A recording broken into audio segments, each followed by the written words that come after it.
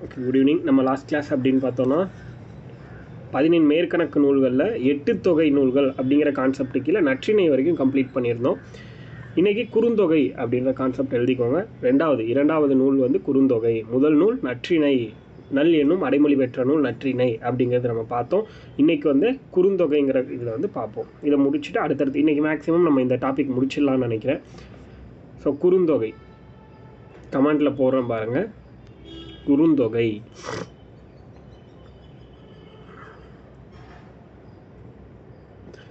அடுத்தது பார்த்தீங்கன்னா, இது நம்ம அடைமொழி என்னது, நல்ல குறுந்தொகை. அந்த பாடல் வரி படிச்சிங்க அப்படின்னா உங்கள் மைண்டில் இது நிற்கும் கண்டிப்பாக.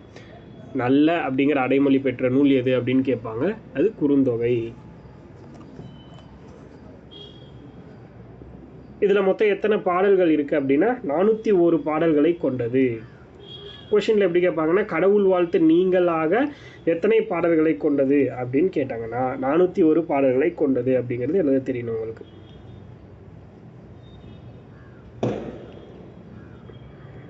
ஒரு பாடல்கள் மொத்தமாக குறுந்தொகையில் இருக்கக்கூடிய பாடல்களின் எண்ணிக்கை. கடவுள் வாழ்த்து நீங்களாக, அந்த வார்த்தை ரொம்ப முக்கியம். மொத்தமாக 401 பாடல்கள். தொகை நூல்களில், அடுத்த பாயிண்ட், தொகை நூல்களில்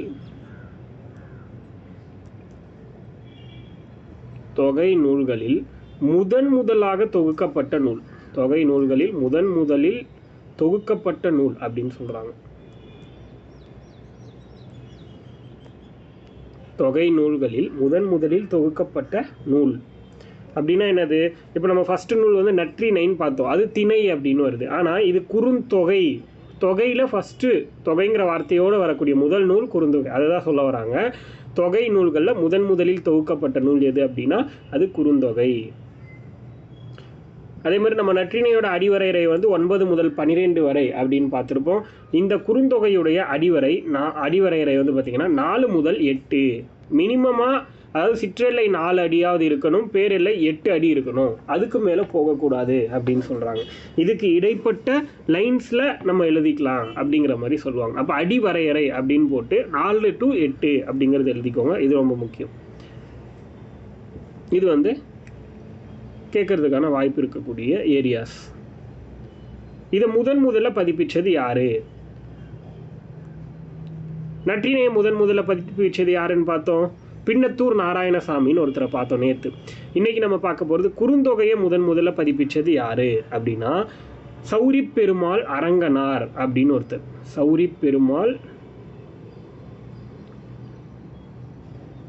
சௌரிப்பெருமாள் அரங்கனார்.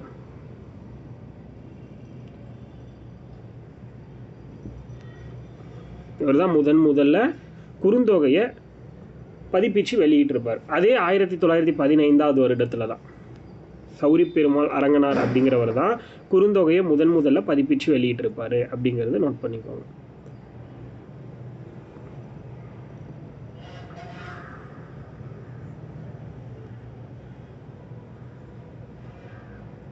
அதே மாதிரி இந்த நூலுக்கு தூதின் வழிகாட்டின்னு ஒரு பேர் இருக்குன்னு சொல்றாங்க. தூதின் வழிகாட்டி,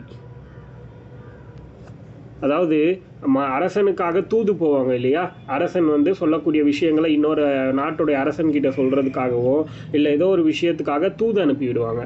அந்த மாதிரி தூது அனுப்புறதுக்காக பயன்படுத்தப்பட்ட ஒரு நூல் அப்படின்னு சொல்லலாம். அப்போ இதை வந்து தூதின் வழிகாட்டி அப்படின்னு சொல்கிறாங்க. தூதின் வழிகாட்டி என அழைக்கப்படும் நூல் எது அப்படின்னு கேட்டாங்கன்னா அது குறுந்தொகை அப்படின்னு நம்ம சொல்லலாம்.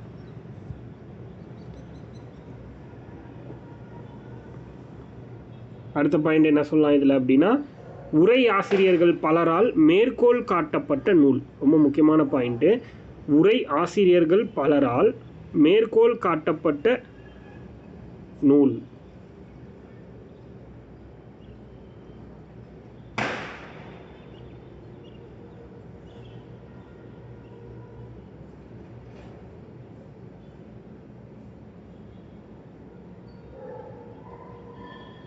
ஓகேவா? உரை ஆசிரியர்கள் நம்ம பார்த்தோம்ல, பின்னத்தூர் நாராயணசாமி, சௌரிப்பெருமாள் அரங்கனார், இந்த மாதிரி உரை ஆசிரியர்கள் இருக்காங்க இல்லையா, இவங்க எல்லாராலையும் மேற்கோள் காட்டப்பட்ட நூல் அப்படின்னு சொல்றாங்க. அதே மாதிரி இந்த தூதின் வழிகாட்டின்னு சொன்னோம் பார்த்தீங்களா, ஆக்சுவலி இது வந்து நற்றிணையிலையும் சொல்கிறாங்க, குறுந்தொகையிலையும் சொல்கிறாங்க. பட் நம்ம வந்து இது நற்றிணையில் எழுதிக்கோங்க. இதை வந்து குறுந்தொகையில் வேண்டாம், நற்றிணையில் எழுதிக்கோங்க. ஏன்னா மேஜரான ரிசோர்ஸஸ் அப்படின்னா டிஎன்பிஎஸ்சியோட ஒரு கீழே என்ன சொல்லியிருக்காங்க அப்படின்னா நற்றிணைன்னு தான் கொடுத்துருக்காங்க. பட் சில புக்கில் குறுந்தொகை அப்படின்னு சொல்கிறாங்க. நம்ம இதுக்கு வந்து நற்றிணையே எடுத்துக்கலாம். அந்த தூதின் வழிகாட்டி மட்டும் நீங்கள் நற்றிணையில் போட்டுக்கோங்க. ஏன்னா நம்ம வந்து ஒரு தடவை கேட்டிருந்தாலும் நம்ம டிஎன்பிஎஸ்சி சொல்கிற கீயை தான் நம்ம அக்செப்ட் பண்ணிக்கணும், நம்ம ஸ்கூல் புக்கையும் தாண்டி. நாளை பின்ன அது வந்து தப்புன்னு சொன்னாங்கன்னா நம்ம என்ன பண்ணலான்னா அவங்கக்கிட்ட போய் சேலஞ்சு பண்ண முடியும். இந்த மாதிரி இந்த வருஷத்தோட கீழே இருந்து தான் நான் இதை எடுத்தேன் அப்படின்னு சொல்லிட்டு சொல்லலாம். ஓகே, அடுத்தது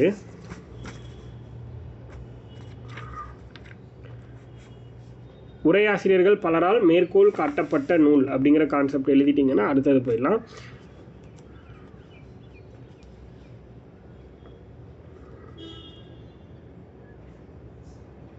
கொங்குதேர் வாழ்க்கை அஞ்சிரை தும்பி, இந்த பாடல் வரி கேள்விப்பட்டிருப்பீங்க எல்லாரும்.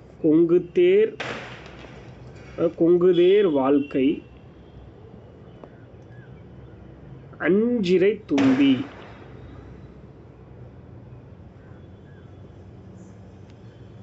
கொங்குதேர் வாழ்க்கை அஞ்சிரை தும்பி. இந்த பாடல் வரி குறுந்தொகையிலையும் இருக்கு, திருவிளையாடற் புராணம்லையும் இருக்கு. நோட் பண்ணிக்கோங்க. இந்த பாடல் வரி எங்கெல்லாம் இருக்கு அப்படின்னா குறுந்தொகை, திருவிளையாடற் புராணம். திருவிளையாடற் புராணத்தில் தருமியுடைய பாடலுக்கு குற்றம் இயற்றப்பட்டது சம்பந்தமான ஒரு பாடல் வரி இது.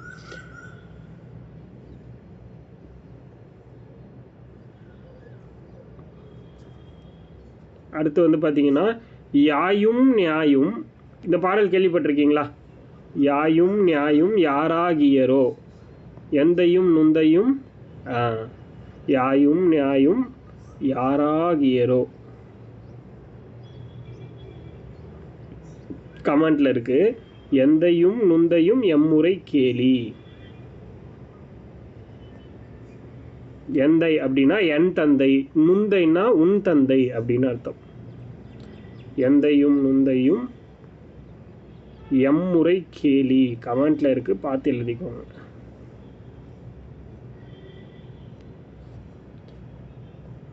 இந்த பாடல்லையே இன்னொரு வரி வரும், ஒரு வரி வந்து கொடுத்துருப்பாங்க, செம்புல பெயர் நீர் போல அப்படின்னு ஒரு பாடல் வரி வரும். இது எல்லாமே குறுந்தொகையில் முக்கியமான லைன்ஸ். செம்புல பெயர் நீர் போல.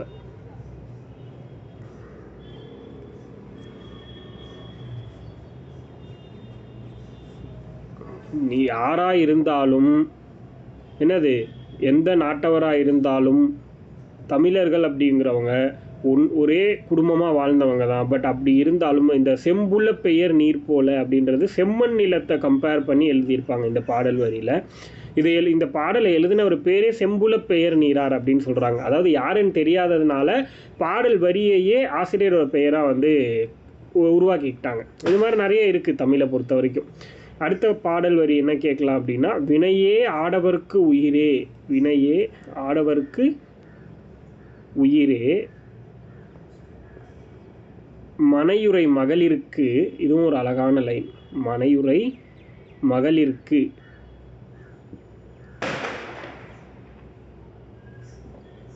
ஆடவர் தன் உயிரே.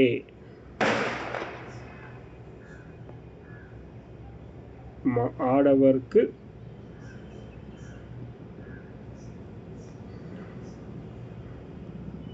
இந்த பாடல் வரியில் என்ன சொல்ல வராங்க, வினை, அதாவது வினையே ஆடவருக்கு உயிரே, மனையுறை மகளிருக்கு ஆடவர் உயிரே அப்படின்னு சொல்கிறாங்க. அதாவது அந்த ஆண் மகன்களுக்கெல்லாம் தான் செய்யக்கூடிய தொழில் தான் உயிர் அப்படின்னும், இதுவே அவருடைய மனைவிகளுக்கு, இல்லறத்தில் வாழக்கூடிய மனைவிகளுக்கு தன்னோட கணவன் தான் உயிர் அப்படிங்கிற மாதிரி இந்த பாடல் வரியில் சொல்லியிருப்பாங்க. இந்த பாடல் வரியை கொடுத்தது வந்து பாலை பாடிய பெருங்கடுங்கோ அப்படிங்கிறவர் கொடுத்துருப்பாரு. அந்தளவுக்கு நம்ம படிக்கணும்னு அவசியம் கிடையாது. ஜஸ்ட் அந்த பாடல் வரி குறுந்தொகையில் இருக்குன்னு தெரிஞ்சாலே போதும் அப்படிங்கிறது நீங்கள் பார்த்துக்கோங்க. அது யார் ஆசிரியர் அப்படின்ற அளவுக்கு கேட்க மாட்டாங்க.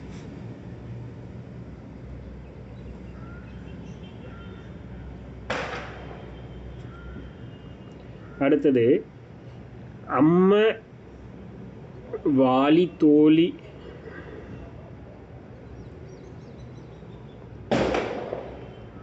நம்மூர் பிரிந்தோர்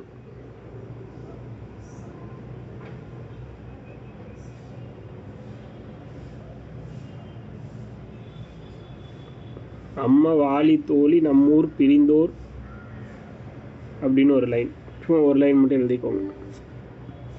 அம்மா வாலி தோழி நம்மூர் பிரிந்தோர் புணர்ந்தோர் அப்படின்ற ஒரு மாதிரி ஒரு பாடல் வரி வரும். இந்த பாடல் வரியும் குறுந்தொகை அப்படிங்கிறது உங்களுக்கு தெரியணும். நிலத்தினும் பெரிதே, நிலத்தினும் பெரிதே வானினும் உயர்ந்தன்று,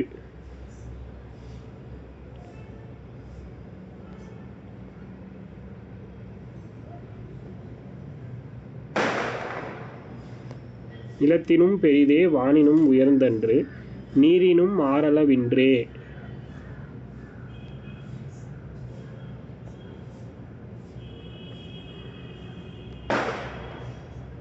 இந்த பாடல் வரி இதுவும் குறுந்தொகையில் இருக்கக்கூடிய ஒரு பாடல் வரி.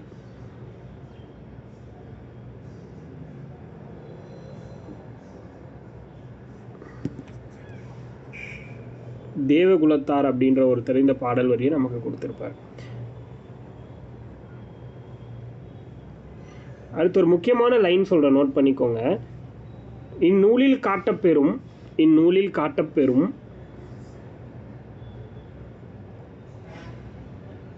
இந்நூலில் காட்டப்பெறும் தலைவன் தலைவியுடைய, தலைவன் தலைவியர் இடையே, தலைவன் தலைவியர் இடையே நிலவக்கூடிய அன்பு நிலை, இந்நூலில் காட்டப்பெறும் தலைவன் தலைவியரிடையே நிலவும் அன்பு நிலை, அன்பு நிலை அவர் தம் இல்லறம் நடத்தும் முறை, அவர் தம் இல்லறம் நடத்தும் முறை, அவர் தம் இல்லறம் நடத்தும் முறை முதலியன உலகியலை செம்மைப்படுத்துகிறது என கூறியவர் யாருன்னு கேட்பாங்க. ஸ்கூல் புக்கில் இருக்கிறது. என கூறியவர் யாருன்னா உவேசா.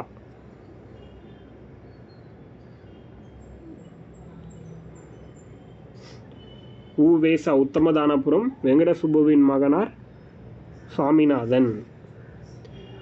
இந்த நூலில் காட்டப்பெறும் தலைவன் தலைவியரிடையே நிலவும் அன்பு நிலை, அவர் இல்லறம் நடத்தும் முறை முதலியன உலகியலை செம்மைப்படுத்துகிறது என கூறியவர் யாருன்னா உவேசா. அடுத்தது ஐங்குறு நூறு. இதில் இந்த தகவல்கள் போதுமானது. அடுத்தது ஐங்குறு நூறு.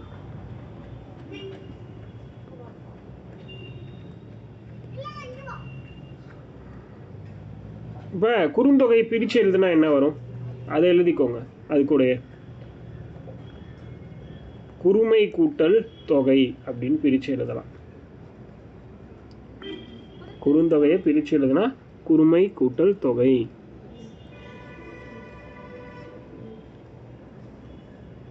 அதுக்கடுத்து ஐங்குறு நூறு போட்டுக்கோங்க.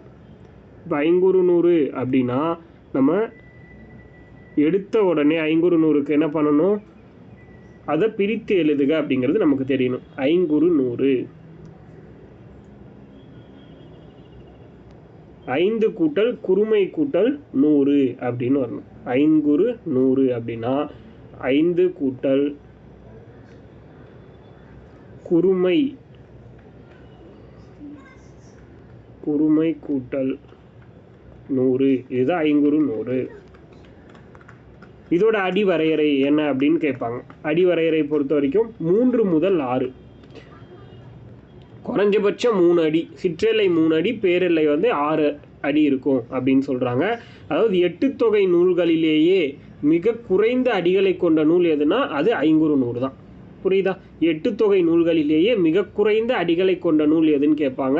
அப்படி கேட்டாங்கன்னா அது ஐங்குறு நூறு. 8 தொகை நூல்களிலேயே மிக குறைந்த அடிகளை கொண்ட நூல் ஐங்குறு 100. எத்தனை? Minimum 3, maximum 6. 3 முதல் 6. சிற்றலை 3, பேரெல்லை 6. இதை முதல்ல பதிப்பிச்சது யார் அப்படிங்கிற ஒரு கொஷின் கேட்பாங்க. முதலில் பதிப்பித்தவர் யார் அப்படின்னா உவேசா. இதை முதலில் பதிப்பித்தவர் உவேசா. எந்த வருஷம் அவர் பதிப்பிச்சிருப்பாருன்னா 1903 வருடம். குறுந்தொகையை ஐங்குறு 100 முதலில் பதிப்பித்தவர் உவேசா. எந்த வருடம் அவர் இதை பதிப்பிச்சிருப்பாருன்னா 1903 வருடம். 1903 வருடம். அதுக்கடுத்து பிற்கால அந்தாதி என போற்றப்படும் நூல் எதுன்னு கேட்பாங்க. பிற்கால அந்தாதி என போற்றப்படும் நூல். அந்தாதிங்கிறது சிற்றிலக்கியங்களில் ஒன்று, அதை சொற்றொடர் நிலைன்னு நம்ம சொல்லுவோம். அதெல்லாம் நம்ம பின்னாடி பார்க்கலாம். ஸோ பிற்காலத்தில் உருவான ஒரு அந்தாதி அப்படின்னா அது ஐங்குறு 100 அப்படின்னு சொல்கிறாங்க. பிற்கால அந்தாதி என போற்றப்படும் நூல். அதாவது சிற்றிலக்கியங்கள் அப்படிங்கிற ஒரு கான்செப்ட் எப்போ உருவாச்சு அப்படின்னா அது வந்து ரொம்ப பேக்கில், கிட்டத்தட்ட நம்ம பக்தி இலக்கியங்கள் அந்த கான்செப்டுக்கும் பின்னாடி காலகட்டத்தில் உருவானது தான் அந்தாதி அப்படிங்கிறது. பட் ஆனால் அது மாதிரியான விஷயங்கள் முன்னாடியே உருவாயிருந்துச்சு அப்படின்னு சொல்கிறாங்க. தட் மீன்ஸ் அந்தாதினா என்னது?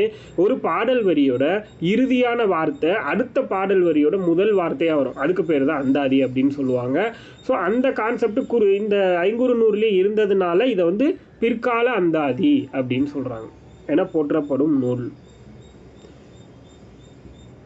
அதே மாதிரி இந்த நூலில் நம்ம ரொம்ப முக்கியமாக தெரிஞ்சுக்க வேண்டியது, இந்த நூலை பொறுத்த வரைக்கும் ஒவ்வொரு திணைக்கும் ஒரு புலவர் வீதம் 5 திணைகள், குறிஞ்சி, முல்லை, மருதம், நெய்தல், பாலைன்னு சொல்கிறோம் இல்லையா, இந்த 5 திணைகளுக்கும் 5 புலவர்களால் பாடல்கள் பாடப்பட்டிருக்குன்னு சொல்கிறாங்க. ஸோ இது நான் ஒரு கண்டென்ட் சொல்கிறேன், ஃபஸ்ட்டு அதை நோட் பண்ணிக்கோங்க. 8 தொகை நூல்களிலேயே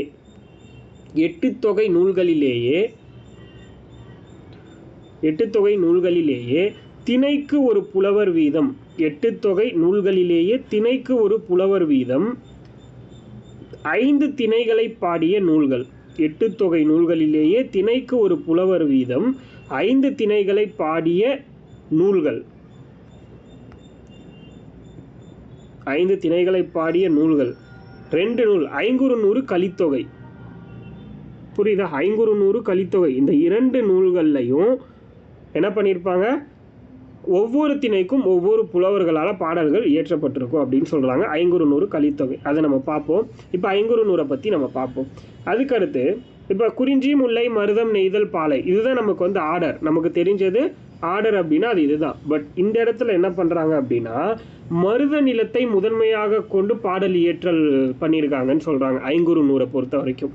அப்போது மருதத்திணையை முதலாக கொண்ட நூல் அப்படின்னு ஒரு கொஷின் கேட்கலாம். மருதத்திணை 8 தொகையில் மருதத்திணையை முதலாக கொண்ட நூல் எதுன்னு கேட்டாலும் ஐங்குறு 100 தான். 8 தொகை நூல்களில் மருதத்திணையை முதலாக கொண்ட நூல் எது அப்படின்னா ஐங்குறு 100. 8 தொகையில் மருதத்திணையை முதலாக கொண்ட நூல். மருதத்திணையை முதலாக கொண்ட நூல் அப்படின்னா என்னது? மருதம். அந்த பாடலுடைய ஆசிரியர் யாருன்னா ஓரம்போகியார். மருதம் அதோடைய ஆசிரியர் ஓரம்போகியார். அதுக்கடுத்து நெய்தல். மருதம் அடுத்து நெய்தலுடைய ஆசிரியர் அம்முவனார். நெய்தலுக்கு அம்முவனார். குறிஞ்சி, இது ரொம்ப முக்கியம். ஒவ்வொன்றும் நீங்கள் மனப்பாடம் பண்ணி வச்சுருக்கணும். அதுக்கு நான் உங்களுக்கு ஒரு க்ளூ தரேன், ஒரு ட்ரிக்கு மாதிரி கொடுக்குறேன் வேணா. குறிஞ்சியுடைய ஆசிரியர் கபிலர். முல்லையுடைய ஆசிரியர் பேயனார்.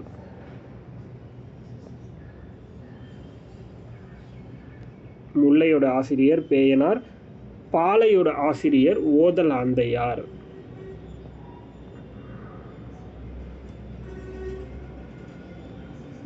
பாலையுடைய ஆசிரியர் ஓதலாந்தையார். மொத்தம் 5 திணைகளுக்கும் ஆசிரியர்கள் வந்துட்டாங்க இல்லையா?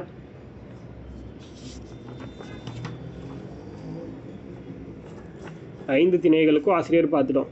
இப்போது நம்ம ஒவ்வொரு நூலும் எப்படி மைண்டில் வச்சுக்கலாங்கிறத பார்ப்போம். இப்போ மருதத்திணை பாடல்களை பாடினது ஓரம்போகியார் அப்படின்னு நம்ம சொல்கிறோம். மருத நிலம்ங்கிறது என்னது?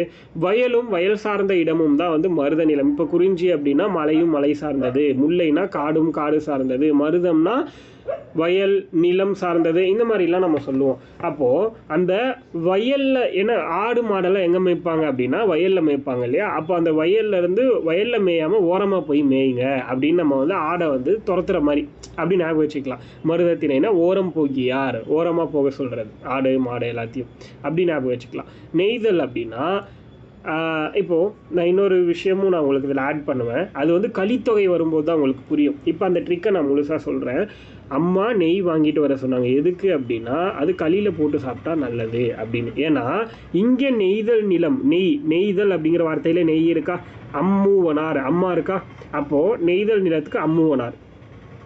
ஓகேவா? இப்போ நெய் வாங்கிட்டு வர சொன்னாங்க அம்மா. எதுக்கு அப்படின்னா களியில் போட்டு சாப்பிட்டா நல்லது இப்படின்னு வச்சுக்கலாம். களின்னா நெய்தல் களின்னு ஒரு இருக்கும் இல்லையா? குறிஞ்சி களி, முருளை களி, மருதம் அந்த மாதிரி நெய்தல் களின்னு ஒன்று வரும். அந்த நெய்தல் களியுடைய ஆசிரியர் யாருன்னா நல்லது, களியில் போட்டு சாப்பிட்டா நல்லது, நல்லந்தோனார் அப்படிங்கிற கான்செப்ட் கம்ப்ளீட் ஆகும். புரியுதா? அப்போ நெய்தலை வச்சு ஈஸியாக நம்ம ஞாபகம் வச்சுக்கலாம். நெய்தலுக்கு அம்மூவனார், அவ்வளோதான். அடுத்தது குறிஞ்சினாலே எப்போவுமே கபிலர் தான், அதை ஞாபகம் வச்சுக்கோங்க. எங்கே குறிஞ்சி வந்தாலும் கபிலர் தான். அடுத்து முல்லைனா காமனாக இதை எல்லாரும் எப்படி ஞாபகம் வச்சுப்பாங்க அப்படின்னா முல்லைப்பூ தலையில் வச்சு பேய் பிடிச்சிக்கும் அப்படிங்கிற மாதிரி ஞாபகம் வச்சுப்பாங்க. அப்போ முல்லைனா பேயனார். பாலை மீன்ஸ் ஆந்தை, பாலை நிலத்தில் வேணால் ஆந்தைகள் வாழும் அப்படின்னு வச்சுக்கோங்க. ஓதல் ஆந்தையார், அவ்வளோதான். இந்த மாதிரி ஈஸியாக நம்ம வந்து ஒரு விஷயத்தை மைண்டில் வச்சு ஃபிக்ஸ் பண்ணிட்டோன்னா அது மறக்கவே மறக்காது கடைசி வரைக்கும். ஓகே, அடுத்தது இதிலிருந்து சில பாடல் வரிகள் கேட்குறதுக்கு வாய்ப்பு இருக்கக்கூடிய சில பாடல் வரிகளை நம்ம பார்க்கலாம். இந்த 500 நூல்லேருந்து எரிமருள் வேங்கை இருந்த தோகை, எரிமருள் வேங்கை இருந்த தோகை முதல் வரி. இரண்டாவது வரி இளையணி மடந்தையின் தோன்றும் நாட. இது இரண்டாவது வரி. எரிமருள் வேங்கை இருந்த தோகை இளையணி மடந்தையின் தோன்றும் நாட, கபிலருடைய பாடல் வரி. கபிலரோட பாடல் வரினா அது குறிஞ்சியில் இருக்கும், குறிஞ்சி நிலத்தில்.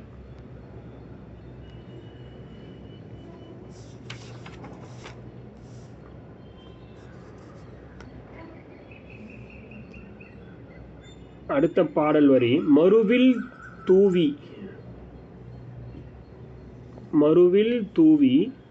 சிறு கருங்காக்கை.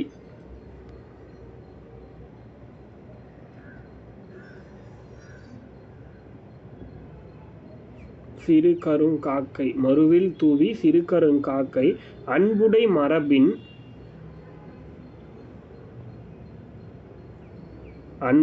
மரபின் நின் கிளையோடார.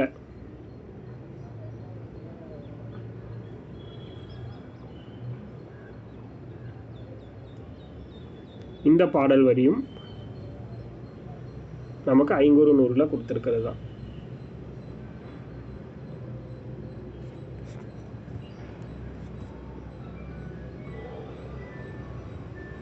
எழுதிட்டீங்க அப்படின்னா அடுத்த பாடல் வரி பார்க்கலாம். அடுத்த பாடல் வரி காயா கொன்றை மலர்கள் மற்றும் மரங்களுடைய பெயர்கள். காயா கொன்றை நெய்தல் முல்லை, இதுவே ஒரு பாடல் வரி. நெய்தல் முல்லை போதவில் தலவோடு,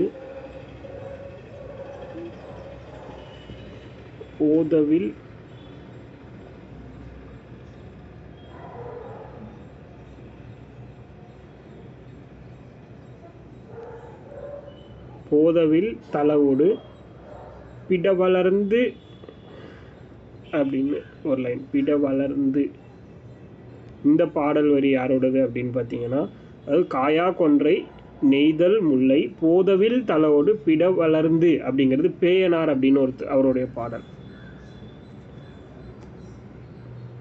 அவ்வளோதான். அது முடிச்சிட்டிங்கன்னா அடுத்த நூல் வந்துடுங்க. 10 நான் கொடுக்குற கான்செப்டை தாண்டி நீங்கள் வெளியே போய் படிக்க வேண்டாம் இந்த நூல்கள் பற்றிலாம். 10 பிரித்து சொல்லுங்கள் பார்ப்போம். யாராவது கரெக்டாக சொல்கிறீங்களான்னு பார்ப்போம். 10 எப்படி பிரிக்கலாம்? கமெண்ட்டில் 3 பேருமே ஆன்சர் பண்ணுங்கள். யார் இது கரெக்டுங்கிறத நான் சொல்கிறேன். ஓகேவா? 10 கூட்டல் 10 தான் 10 அப்படின்னு சொல்கிறாங்க. இது வந்து வேறு பெயர் அப்படின்னு பார்த்தோம்னா இரும்பு கடலை அப்படின்னு சொல்கிறாங்க. இதோட வேறு பெயர் இது கொஷினில் கேட்டிருக்காங்க ஆல்ரெடி. இரும்பு கடலை என போற்றப்படும் நூல் எது? இரும்பு கடலை என போற்றப்படும் நூல் எது அப்படின்னு டைரெக்டாக கொஷினில் கேட்டிருக்காங்க. அதனால் இதை நோட் பண்ணிக்கோங்க. இரும்பு கடலை என போற்றப்படும் நூல். இது 10ங்கிற நூல் முழுக்க முழுக்க சேர அரசர்களை பற்றினது. சேரர்களை பற்றி மட்டுமே பாடக்கூடிய நூல். புரியுதா? 10 சேர அரசர்களை எடுத்துக்கிறாங்க. 10 சேர அரசர்களை எடுத்துக்கிட்டு 10 பாடல்கள். புரியுதா? ஒவ்வொருத்தங்களை பற்றியும் 10 பாடல்கள். அப்போ மொத்தம் எத்தனை பாடல் இருக்கும்? 100 பாடல். புரியுதா? இதில் மொத்தமாக 100 பாடல்கள் இருக்கும். 10 சேர அரசர்களை 10 பாடல்களை புகழ்ந்து பாடியிருப்பாங்க. அவ்வளோதான். இதுதான் இதோடைய ஆன்சர். 10 சேர அரசர்களை பற்றி ஒவ்வொரு புலவராக 10 பாடல்கள் வீதம் பாடி அவங்களுக்காக சிறப்பு செஞ்சுருப்பாங்க. அதே மாதிரி இதில் முதல் 10 இறுதி 10 கிடைக்கலன்னு சொல்கிறாங்க. புரியுதா? முதல் 10 அப்படின்னா அது ஒருத்தர் பாடியிருப்பார். 2ஆம் 10ன்னா அது ஒருத்தர் பாடியிருப்பார் இன்னொரு அரசர் மேலே. 3ஆம் 10ன்னா அதே மாதிரி அப்படியே மாறிட்டே இருக்கும். அப்போது அதில் நமக்கு வந்து பார்த்திங்கன்னா முதல் 10 இறுதி 10 கிடைக்கலன்னு சொல்கிறாங்க. இந்த இடையில் இருக்கக்கூடிய 2 முதல் 8ஆம் 10 9ஆம் 10 வரைக்கும் தான் கிடைச்சிது அப்படின்னு ஒரு கான்செப்ட் வந்து இருக்குது. அதை நோட் பண்ணிக்கோங்க. அப்போ முதல் 10 இறுதி 10 கிடைக்கல. மொத்தமாக இப்போ கிடைச்சது எவ்வளோ அப்படின்னா 80 தான். அப்போ இந்த நூலில் இருக்கிற பாடல்களோட எண்ணிக்கைனா 80ன்னு தான் நம்ம சொல்ல முடியும். கிளியரா? மொத்தமாகவே 80 பாடல்கள் தான் அப்படிங்கிறத இந்த இடத்துல கொடுக்குறாங்க. அடுத்தது இப்போது நீங்கள் என்ன எழுதணும் அப்படின்னா முதல் 10 இறுதி 10 கிடைக்கல. அப்போ இறுதியில் அந்த இடையில் இருக்கிறது எல்லாமே நமக்கு தெரியும் இல்லையா? அப்போ அதை எழுதிக்கோங்க. 2ஆம் 10 யார் எழுதியிருப்பாங்க அப்படின்னா 2ஆம் 10 எழுதுனது இமயவரம்பன் நெடுஞ்சேரலாதனை. இவர் வந்து சேர மன்னன். இவரை புகழ்ந்து ஒரு புலவர் பாடியிருக்கார். இமயவரம்பன் நெடுஞ்சேரலாதனை. கமெண்ட்டில் போடுறோம், என்ன பாருங்கள். இமயவரம்பன் நெடுஞ்சேரலாதன். இவரை குமட்டூர் கண்ணனாருங்கிறவர் பாடியிருக்கார். இவர் வந்து புலவர். இதுதான் 2வது 10 குமட்டூர் கண்ணனார். இமயவரம்பன் நெடுஞ்சேரலாதனை குமட்டூர் கண்ணனார் பாடியது அப்படின்னு வரும்.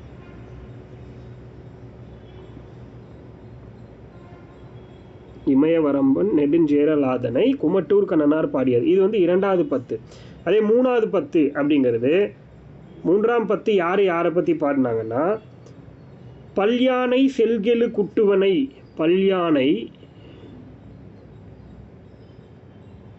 பல்யானை செல்கெழு குட்டுவனை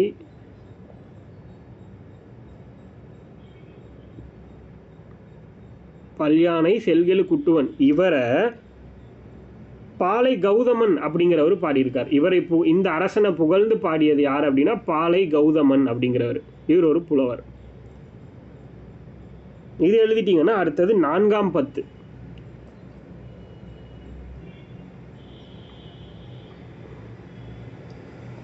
4ஆம் 10 பாடினது யார் அப்படின்னா கலங்காய் கண்ணி நார்முடி சேரன் மீது. கலங்காய் கண்ணி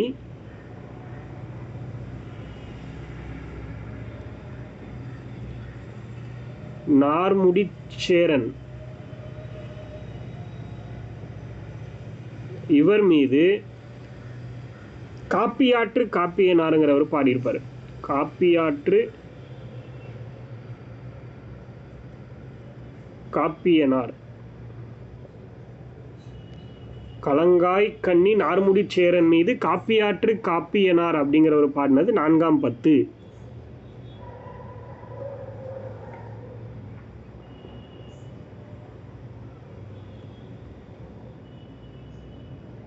அடுத்தது 5ஆம் 10.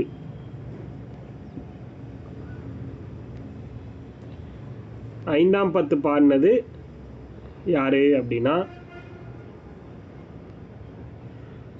கடல் பிறக்கோட்டிய செங்குட்டுவன் மீது.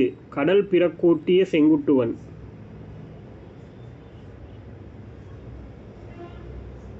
கடல் பிறக்கோட்டிய செங்குட்டுவன் அவர் மீது பரணர் பாடியது. கடல் பிறக்கோட்டிய செங்குட்டுவன் மீது பரணருங்கிறவர் பாடியிருப்பார். அதுதான் 5வது பத்து.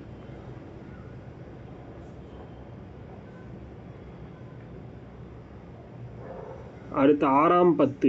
நான் கமெண்ட்ல போடுறதுனால ஸ்பீடா போறேன், நீங்க அதை பார்த்து எழுதிக்கோங்க. 6ஆம் பத்து அப்படிங்கிறது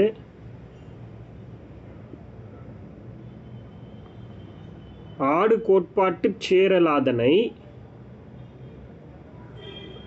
ஆடு கோட்பாட்டு சேரலாதன் இவர் மீது, ஆடு கோட்பாட்டு சேரலாதன் மீது காக்கை பாடினியாருங்கிறவர் பாடியிருப்பாங்க.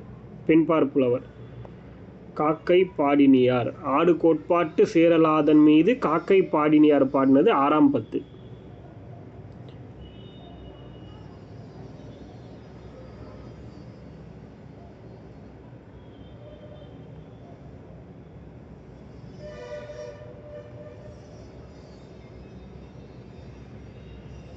அடுத்தது 7ஆம் பத்து. செல்வ கடுங்கோ.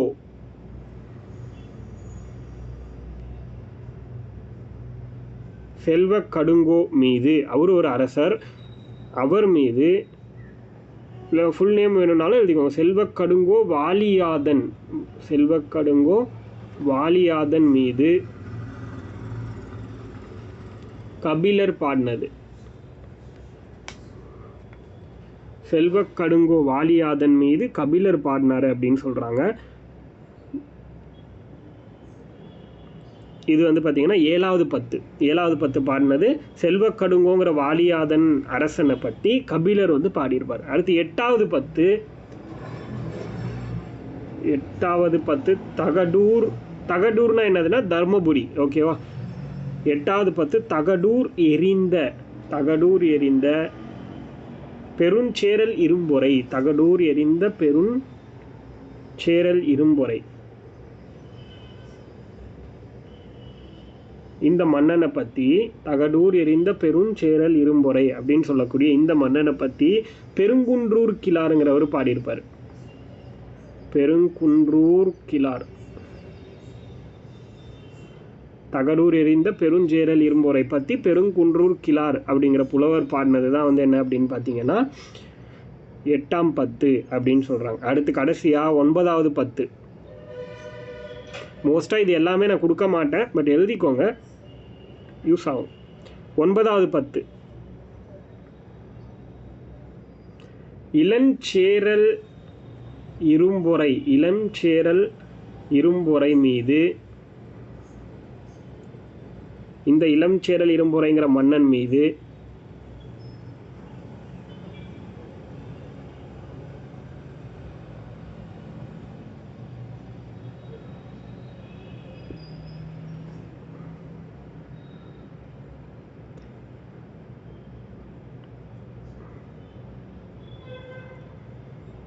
இளஞ்சேரல் இரும்பொறை மீது ஆக்சுவலி 9ஆம் பத்து தான் பெருங்குன்றூர் கிழார். ஓகேவா? இருஞ்சேரல் இரும்பொறை மீது பாடினது தான் வந்து பெருங்குன்றூர் கிழார். 8ஆம் பத்து வந்து பார்த்தீங்கன்னா அரிசில் கிழார்னு ஒருத்தர் வருவார்.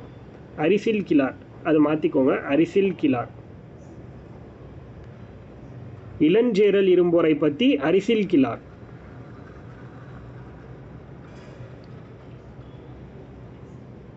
எட்டாம் பத்து வந்து தகடூர் எரிந்த பெருஞ்சேரல் இரும்பொறையை பற்றி அரிசில் கிழார் பாடியிருப்பார். அது மட்டும் மாற்றிக்கோங்க. 9வது பத்து இளஞ்சேரல் இரும்பொறை பற்றி பெருங்குன்றூர் கிழார் பாடியிருப்பார்.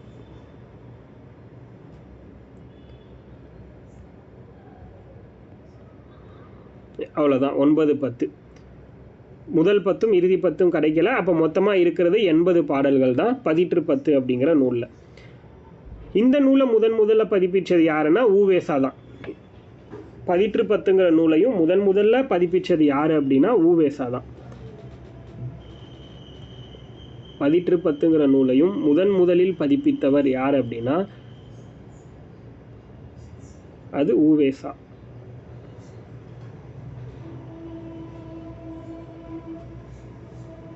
8ஆம் பத்து 9ஆம் பத்து 8ஆம் பத்துக்கு அரிசில் கிழார், 9வது பத்து பெருங்குன்றூர் கிழார், அதை மாற்றிக்க சொல்லியிருக்கேன்.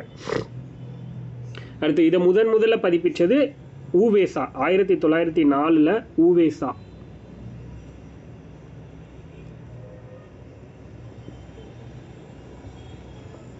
இந்த ஒரு பாடல் வரி கேட்டிருப்பீங்கன்னு நினைக்கிறேன் எல்லாருமே, கண்டிப்பாக கேட்டிருக்கிறதுக்கு வாய்ப்பு இருக்குது. தீம்பிலி எந்திரம் பந்தல் வருந்த, ரொம்ப முக்கியமான ஒரு 10 லைன். தீம்பிலி எந்திரம் பந்தல் வருந்த அப்படின்னு ஒரு பாட்டு கேள்விப்பட்டிருக்கீங்களா? தீம்பிலி எந்திரம் பந்தர் வருந்த, அதாவது இன்னைக்கு நமக்கு வந்து கரும்பை புளிஞ்சு ஜூஸாக மாற்றுறதுக்கு எப்படி எந்திரம் இருக்கோ அந்த மாதிரி தமிழர்கள் வாழ்ந்த ரொம்ப பழைய காலகட்டம் 2000 வருஷத்துக்கு முன்னாடியே அப்படி ஒரு எந்திரம் இருந்திருக்கு அப்படின்னு சொல்ல வராங்க. இது சாத்தியமா அப்படின்னா ப்ரூஃப் இருக்குது நமக்கு. அப்போ இது சாத்தியம்தான். தீம்பிலி எந்திரம் பந்தல் வருந்த அப்படின்னா எந்திரங்கள் அந்த காலத்திலே பயன்படுத்தியிருக்காங்க அப்படின்னு சொல்கிறாங்க. கரும்பை பிழிவதற்காக பயன்படுத்தப்பட்ட எந்திரம் கண்டுபிடிக்கப்பட்டிருக்கு அப்படின்றத சொல்கிறாங்க இந்த வரி மூலமாக. ஓகே, அடுத்தது பரிபாடல். அடுத்த நூல் வந்து பரிபாடல்.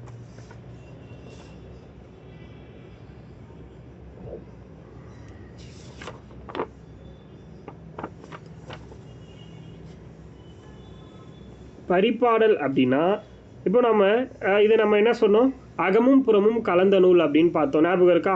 அகநூல் புறநூல்னு பிரித்து பார்க்கும்போது ஒரே ஒரு நூல் மட்டும் அகமும் புறமும் கலந்த நூல் அல்லது அகமா புறமா என வாதத்திற்கு உட்பட்ட நூல் அப்படின்னு நம்ம பார்த்தோம்.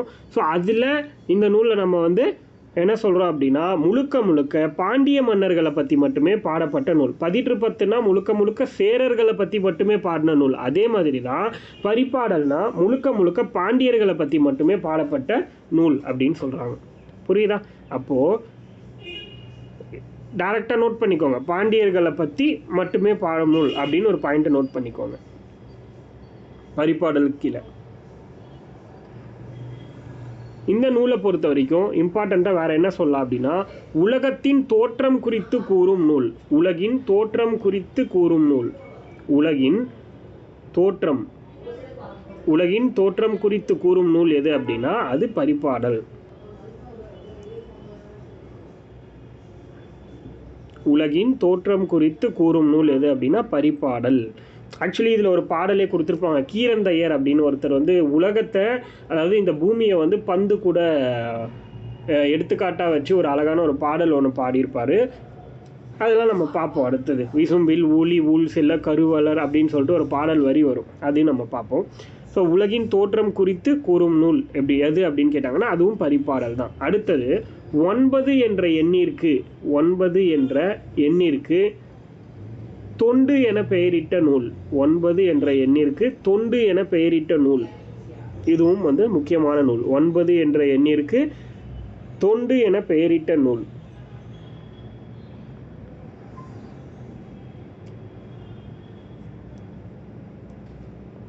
ஒன்பது என்ற எண்ணிற்கு தொண்டு என பெயரிட்ட நூல்.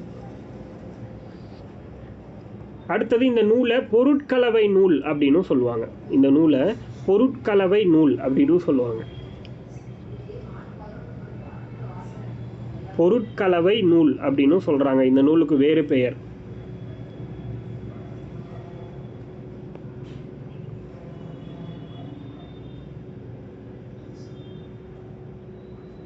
அதே மாதிரி தமிழின் முதல் இசைப்பாட்டு அப்படின்னு சொல்லலாம். தமிழின் முதல் இசைப்பாட்டு. வேற என்ன இந்த நூலை சொல்லலாம் அப்படின்னா தமிழின் முதல் இசைப்பாட்டு எது அப்படின்னா அது பரிபாடல். அடுத்து இந்த நூலில் மொத்தமாக 70 பாடல்கள் இருக்குன்னு சொல்கிறாங்க. மொத்த பாடல்கள் வந்து 70, ஆனால் அதில் கிடைக்கப்பெற்ற பாடல்கள் வந்து 22 தான் சொல்கிறாங்க. மொத்தமாக இதில் வந்து பரிபாடலில் 70 பாடல்கள் இருக்குன்னு சொல்கிறாங்க. பட் ஆனாலும் நமக்கு இது வரைக்கும் கிடைச்சது 22 அப்படின்னு சொல்லிட்டு நமக்கு சில சோர்ஸ் புக்கில் சொல்கிறாங்க. ஆனால் ஸ்கூல் புக்கில் 24 கிடச்சிருக்குன்னு சொல்கிறாங்க. ஸோ இது ரெண்டுமே நோட் பண்ணிக்கோங்க. இது ரெண்டுமே முக்கியமான பாயிண்ட்டு தான். புரியுதா? தமிழோட முதல் இசைப்பாட்டு. அடுத்து வந்து மொத்த இந்த நூலில் உள்ள மொத்த பாடல்களின் எண்ணிக்கை 70. அதில் நமக்கு வந்து கிடைக்கப்பெற்ற பாடல்கள் அப்படின்னா 22 அல்லது 24 நோட் பண்ணிக்கோங்க. இது ரெண்டில் ஏதாவது ஒன்று தான் ஆப்ஷனில் இருக்கும், அதை சூஸ் பண்ணுற மாதிரி வரும். புரியுதா? அடுத்தது ஒரு கண்டென்ட் சொல்கிறேன், நோட் பண்ணிக்கோங்க. வைகை ஆற்றின் சிறப்பையும்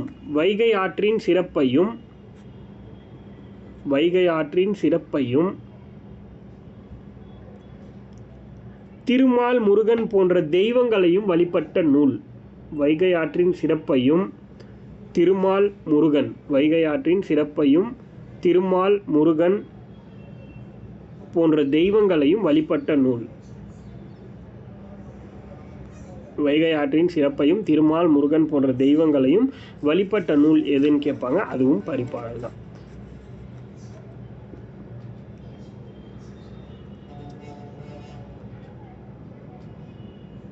அடுத்ததான் நம்ம முன்ன சொன்னோம் இல்லையா, பாடல் வரி உலகத்தோட தோற்றம் குறித்து கூறும் நூல் அப்படின்னு நம்ம பார்க்கும்போது ஒரு பாடல் வரி நான் உங்களுக்கு சொல்லியிருப்பேன். அந்த பாடல் வரி விசும்பில்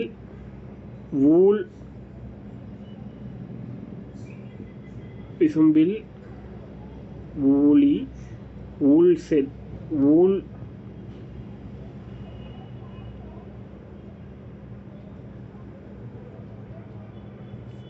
செல்ல. இந்த லைனை மட்டும் நோட் பண்ணிக்கோங்க. இந்த லைன் வந்து யாருன்னு கேட்பாங்க. ஆசிரியர் கீரந்தையர் அப்படிங்கிற ஒரு ஆசிரியர் பரிபாடலில் இந்த பாடல் வரியை எழுதியிருப்பார். கீரந்தையர்.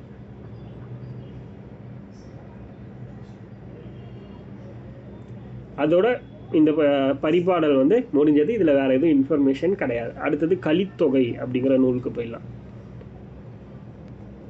அடுத்த நூல் கலித்தொகை.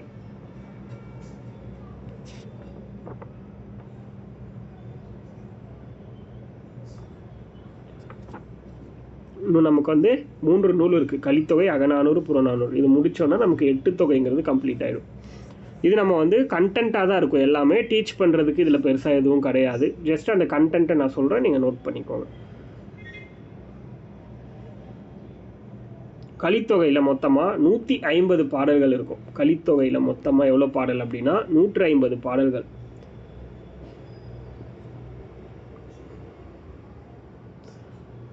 கலித்தொகையில் இருக்கக்கூடிய மொத்த பாடல்களோட எண்ணிக்கை 150.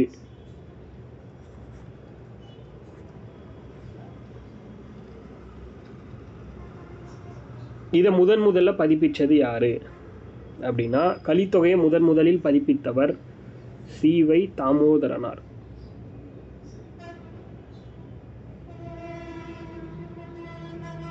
கலித்தொகையை முதலில் பதிப்பித்தவர் சி.வை. தாமோதரனார்.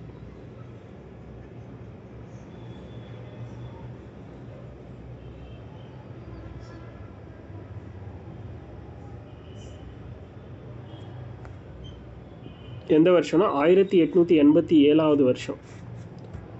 கலித்தொகையை முதலில் பதிப்பித்தவர் சி.வை. தாமோதரனார். எந்த வருடம் அப்படின்னா 1887.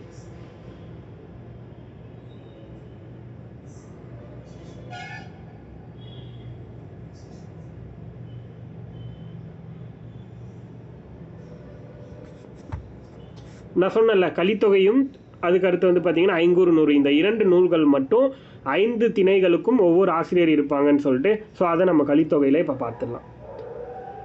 குறிஞ்சிக்கு வந்து பார்த்தீங்கன்னா கபிலர். ஃபஸ்ட்டு குறிஞ்சியுடைய ஆசிரியர் கபிலர்.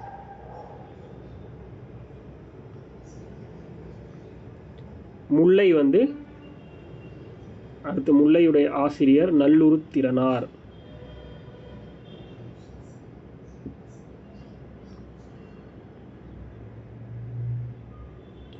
முல்லையுடைய ஆசிரியர் நல்லுருத்திரனார். மருதம் ஆசிரியர்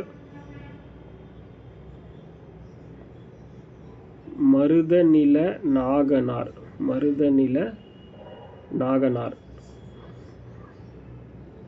நெய்தலோட ஆசிரியர் நல்லந்துவனார்.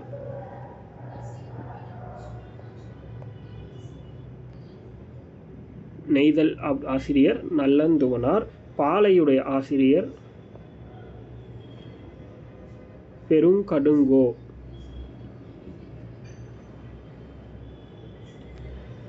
இதை எப்படி ஞாபகம் வச்சுக்கலான்னு பார்க்கலாம். இதை எழுதிட்டீங்க அப்படின்னா குறிஞ்சி கபிலர் காமனாக அதான் அப்படிங்கிறது நான் சொல்லிட்டேன் உங்களுக்கு. எங்கே வந்தாலுமே அது ஒரு இவர் தான். அது நமக்கு தெரியும். முல்லை அப்படின்னா இப்போ அங்கே வந்து முல்லைன்னா என்னது, முல்லைப்பூவை தலையில் வச்சா பேய் பிடிச்சிக்கும்னு சொல்லலாம், பேயனார் அப்படின்னு ஞாபகம் வச்சுக்கலாம். பட் இங்கே முல்லைப்பூ அதே தான், தலையில் வச்சா நல்லா உறுத்திட்டே இருக்கும் இல்லையா, தலையில் பூ இருக்கிறது ஒரு மாதிரி உறுத்திட்டே இருக்கும் அப்படின்னு ஞாபகம் வச்சுக்கோங்க, நல்லுறுத்திரனார் அப்படின்னு சொல்லலாம். இதுவே மருத நிலம்னா அது பேர்லேயே வந்துருச்சு, மருத நில நாகனார், அவ்வளோதான். அடுத்தது நெய்தல், நாங்கள் சொன்னது ஞாபகம் இருக்கா, அம்முவனார் நெய் வாங்கிட்டு வர சொன்னாங்க, நெய்தல். இங்கே எதுக்கு, களியில் போட்டு சாப்பிட்டா நெய்தல் களி. ஆக்சுவலி இந்த நூலில் களிங்கிற வார்த்தை ஆட் ஆகும், குறிஞ்சி களி, முல்லை களி, மருதக்களி, நெய்தல் களி, பாலை களின்னு. அப்போது நெய்தல் களியில் அது களியில் போட்டு சாப்பிடும்போது நல்லது நல்லந்துவனார் அப்படின்னு ஞாபகம் வச்சுக்கலாம். அடுத்தது பாலை நிலம். பாலையை பொறுத்த வரைக்கும் நமக்கு பாலை நிலத்தில் போய் நம்மளை விட்டுட்டு வந்துட்டா எப்படி இருக்கும், கடும் கோபம் வரும் இல்லையா, அதான் கடும் கோபம் நமக்கு வந்து வரும், அப்போ பெருங்கடுங்கோ அப்படின்னு ஞாபகம் வச்சுக்கலாம். ஸோ இந்த மாதிரி நம்ம ஈஸியாக இது எல்லாத்தையும் மைண்டில் வச்சுக்க முடியும். ஓகேவா. அடுத்தது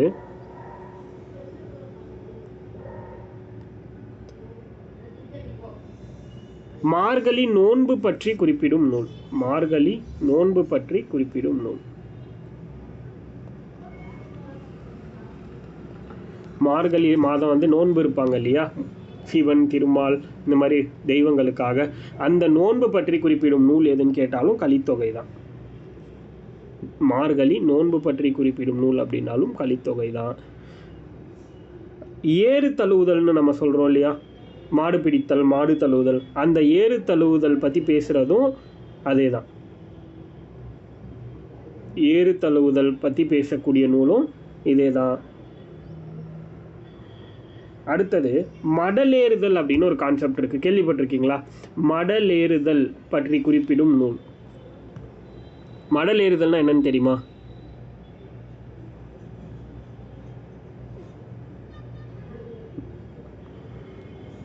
மடலேறுதல் அப்படின்னா சங்க காலத்தில் காதல் தோல்வி அடைஞ்சிருப்பாங்க இல்லையா, ஒரு தலைவன் வந்து காதல் தோல்வி அடைஞ்சிட்டான் அப்படின்னா அவன் வந்து கடைசி முயற்சியாக ஒரு முயற்சி வந்து பண்ணுவான் அந்த பெண்கிட்ட தன்னோட காதலை தெரிவிக்கிறதுக்காக. அது என்னென்னா, பனை ஓலையில் செஞ்ச ஒரு குதிரை போன்ற உருவம் இருக்கும் இல்லையா, அந்த உருவத்து மேலே ஏறி உட்காந்துட்டு இருக்க மாதிரி ஊர் ஃபுல்லாக எல்லாரும் தெரிஞ்சுக்கிற மாதிரி எல்லாரும் முன்னாடியும் அந்த தலைவியோட பேரை பாடிக்கிட்டே ஊர்வலம் போவானா.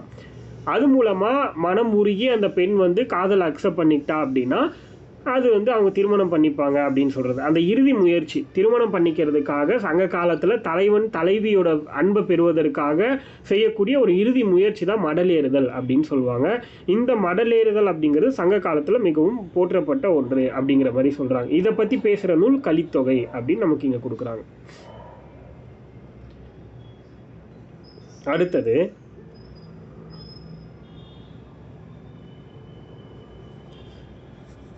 ஒரு பாடல் வரி, இந்த நான் சொன்ன கலித்தொகையில் மடலேறுதல், ஏறு தழுவுதல்னு ஒன்று பார்த்தோம்ல, ஏறு தழுவுதல் தொடர்பாக ஒரு பாடல் வரி நமக்கு ஸ்கூல் புக்கில் கொடுத்துருப்பாங்க, அதனால் அதை மட்டும் நம்ம பார்த்துடலாம். நீரு எடுப்பவை நிலம் சாடுபவை, நீரு எடுப்பவை நிலம் சாடுபவை மண்டி பாய்பவையாய் அப்படின்னு ஒரு லைன் வரும். நமக்கு இது போதும், நீர் எடுப்பவை நிலம் சாடுபவை. காளையுடைய அந்த கொம்பு வந்து கூர்மையை பற்றி எக்ஸ்பிளைன் பண்ணியிருப்பாங்க இந்த பாடல் வரியில். ஜஸ்ட் அந்த வரி மட்டும் தெரிஞ்சுக்கோங்க, நீர் எடுப்பவை நிலம் சாடுபவை அப்படிங்கிற பாடல் வரி கலித்தொகையில் வரும் ஏறு தழுவுதல் பற்றி அப்படிங்கிறது தெரிஞ்சால் போதும். அடுத்தது ஆற்றுதல் என்பது ஒன்று அலர்ந்தவர்க்கு உதவுதல் அப்படின்னு ஒரு பாடல் வரி. ஆற்றுதல் என்பது ஒன்று அளந்தவர்க்கு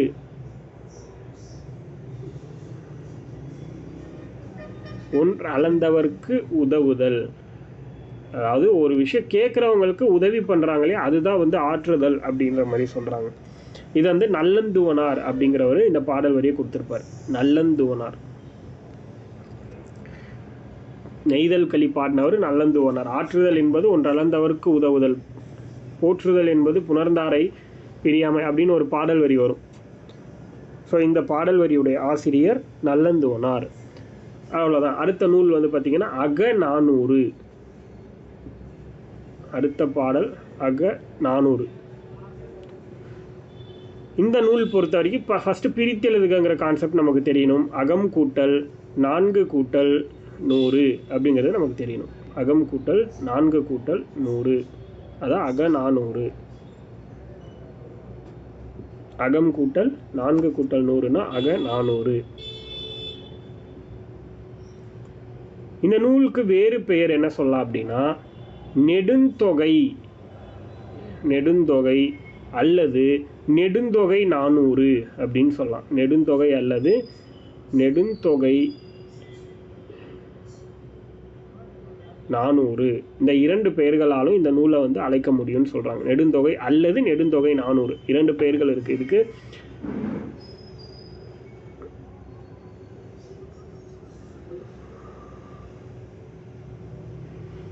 இந்த நூலுடைய அடிவரையறை 13 முதல் 31, அடிவரையறை 13 முதல் 31, அகநானூருடைய அடிவரையறை 13 முதல் 31 வரைக்கும் இருக்கலாம் அப்படின்னு சொல்கிறாங்க. இந்த நூலை முதல்ல யார் பதிப்பிச்சிருப்பாங்க அப்படின்னு ஒரு கொஷின் கேட்குறாங்க. இந்த நூலை முதலில் பதிப்பித்தவர் ராஜகோபால ஐயங்கார் அப்படின்னு ஒருத்தர். ராஜகோபால ஐயங்கார், இவர் தான் இந்த நூலை முதல்ல பதிப்பிச்சிருப்பார். அகநானூறுங்கிற நூலை முதலில் பதிப்பித்தவர் ராஜகோபால ஐயங்கார்.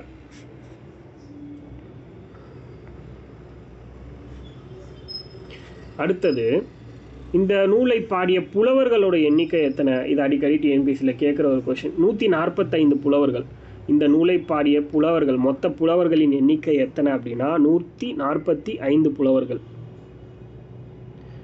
இதை வந்து 3ஆக பிரிப்பாங்க. அகநானூறு நூலை பொறுத்த வரைக்கும் 3 பிரிவுகள் இருக்குது. இதில் அந்த 3 பிரிவுகள் அப்படிங்கிறது நமக்கு ரொம்ப முக்கியத்துவம் வாய்ந்தது, அதை நம்ம தெரிஞ்சுக்கணும். அது என்ன அப்படின்னு பார்த்தீங்கன்னா, ஒன்று களிற்றி யானை நிறை அப்படின்னு சொல்லுவாங்க, கேள்விப்பட்டிருப்பீங்கன்னு நினைக்கிறேன். களிற்றி யானை நிறை, அதில் ஒரு ஐஃபன் போட்டு இதில் இந்த மொத்தமாக அகநானூறுனா 400 பாடல்களை கொண்டது தான் அகநானூறு. ஓகேவா? 145 புலவர்களால் எழுதப்பட்டுச்சு, 400 பாடல்களை கொண்டது. அந்த 400 பாடலை எப்படி பிரிக்கிறாங்கிறது தான் இது. ஒரு ஐஃபன் மாதிரி போட்டு மொத்தம் 120 பாடல்கள் இருக்குது. இதில் களிற்றி யானை நிறையில் 120 பாடல் இருக்குது. ரெண்டாவது மணிமிடை பவளம், மணிமிடை பவளம், இந்த மணிமிடை பவளமில் 180 பாடல்கள் இருக்குது. களிற்றி யானை நிறையில் 120, மணிமிடை பவளம்ல 180. அடுத்து மூணாவதா நித்திலக்கோவை அப்படின்னு ஒரு கான்செப்ட். நித்திலக்கோவை இப்படி 3ஆக பிரிக்கிறாங்க. இந்த நித்திலக்கோவையில் 100 பாடல்கள் இருக்குது மொத்தம். அப்போ ஓவராலாக நம்ம கேல்குலேட் பண்ணோம்னா இது 400 பாடல்கள் வரும். இதுதான் 3 பிரிவு. இதையும் ப்ரீவியஸில் நிறைய டைம் கேட்டிருக்காங்க. அகநானூருடைய 3 பிரிவுகள் என்னென்ன அப்படின்னா களிற்றி யானை நிறை, மணிமிடை பவளம், நித்திலக்கோவை. 120, 180, 100, மொத்தமாக நமக்கு வந்து 400 பாடல் வரும். அதே மாதிரி திணைகளையும் நமக்கு வந்து ஒரு வரிசை கொடுத்துருப்பாங்க, அதையும் நோட் பண்ணிக்கோங்க. திணை வரிசை, இந்த 400 பாடலையும் பாலை, குறிஞ்சி திணை, முல்லை திணை, மருதம், நெய்தல், பாலைன்னு திணைகளில் எப்படி அடுக்கியிருப்பாங்க அப்படிங்கிறதையும் ஒரு வரியாக நமக்கு கொடுத்துருப்பாங்க. இப்போ நீங்கள் ஒரு பாக்ஸ் மாதிரி வந்து சும்மா கையிலேயே போட்டுக்கலாம். எப்படின்னா ஃபஸ்ட்டு வந்து திணை, குறிஞ்சி திணை, முல்லை திணை, அந்த மாதிரி திணை எழுத போகிறீங்க. அடுத்தது வந்து பார்த்திங்கன்னா வரிசை, எந்த மாதிரி வரிசை வந்து எழுத போகிறோம் அப்படிங்கிறது. அடுத்தது எண்ணிக்கை, பாடல் எண்ணிக்கை. இந்த மாதிரி 3 பாக்ஸ் வர்ற மாதிரி போட்டுக்கோங்க. திணை, வரிசை, எண்ணிக்கை அப்படின்னு 3ஆக போட்டுட்டு அதில் முதல்ல வந்து பாலை திணை அப்படின்னு போட்டுக்கோங்க. பாலை திணை பொறுத்த வரைக்கும் இதோட வரிசை எப்படி இருக்குன்னா 1, 3, 5, 7. அந்த வரிகள், பாடல் வரிகள் வந்து இந்த மாதிரியான வரிசைகளில் இருக்கும் அப்படின்னு சொல்கிறாங்க. 1, 3, 5, 7. இதோட பாடல் எண்ணிக்கை மொத்தம் 200 பாடல்கள் இருக்குதுன்னு சொல்கிறாங்க. பாலை திணையில் 1, 3, 5, 7ங்கிற வரிசையில் 200 பாடல்கள் இருக்குதுன்னு சொல்கிறாங்க. ரெண்டாவது குறிஞ்சி திணை. குறிஞ்சி திணை பொறுத்த வரைக்கும் 2, 8, இதுக்கு ஒரு பாடல் வரியே இருக்குது. ஒற்றை எண்களாய் பாலை திணை, 2, 8 குறிஞ்சி திணை, 4, 14 முல்லை திணை அப்படின்னு ஒரு பாடலே இருக்கும். ஸோ 2, 8, 12, 18 இந்த வரிசையில் வரும். இந்த வரிசையில் மொத்தமாக எவ்வளோ பாடல்கள் இருக்குது இதில் அப்படின்னு பார்த்தோன்னா 80 பாடல்கள் இருக்கும் குறிஞ்சி திணையில். அடுத்தது முல்லை திணை. முல்லை திணையை பொறுத்த வரைக்கும் நமக்கு 4, 14, 24 அப்படின்னு போகும் வரி. 4, 14, 24. இதில் நமக்கு எத்தனை பாடல் இருக்குது மொத்தமானா 40 பாடல்கள். அதே மாதிரி மருதத்திணை, மருதமும் நமக்கு வந்து அதே கான்செப்ட் தான். என்னது 6, 16, 6, 16, 26 இந்த மாதிரி போயிட்டே இருக்கும். இதுலேயும் நமக்கு வந்து சேம் 40 பாடல்கள் இருக்கும். இதுலேயும் 40 பாடல்கள். அடுத்து நெய்தல் திணை.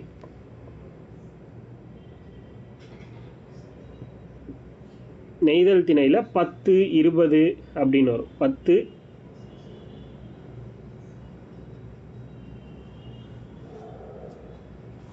இல்லை இதில் நமக்கு வரிசை வந்து பாலைத்திணை முன்னாடி வர்ற மாதிரி இருந்தால் மட்டும் போதும். மற்ற டீட்டெயில்ஸ் நமக்கு வந்து பெருசாக தேவையில்லை. 10, 20, 30 இந்த கான்செப்ட் இதில் போச்சு அப்படின்னா மொத்தமாக 40 பாடல்கள். ஓவராலாக நமக்கு வந்து இதை நீங்கள் ஆட் பண்ணாலும் 400 பாடல்கள் வரும்.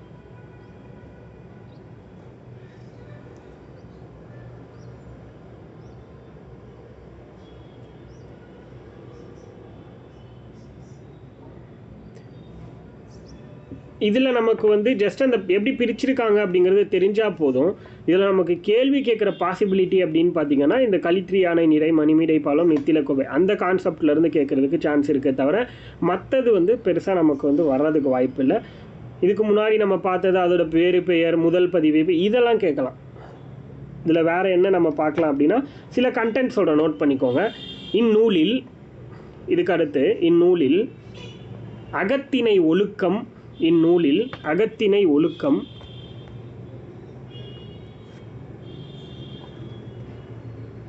இயற்கை வருணனைகள், இயற்கை வருணனைகள், அகத்திணை ஒழுக்கம் இயற்கை வருணனைகள்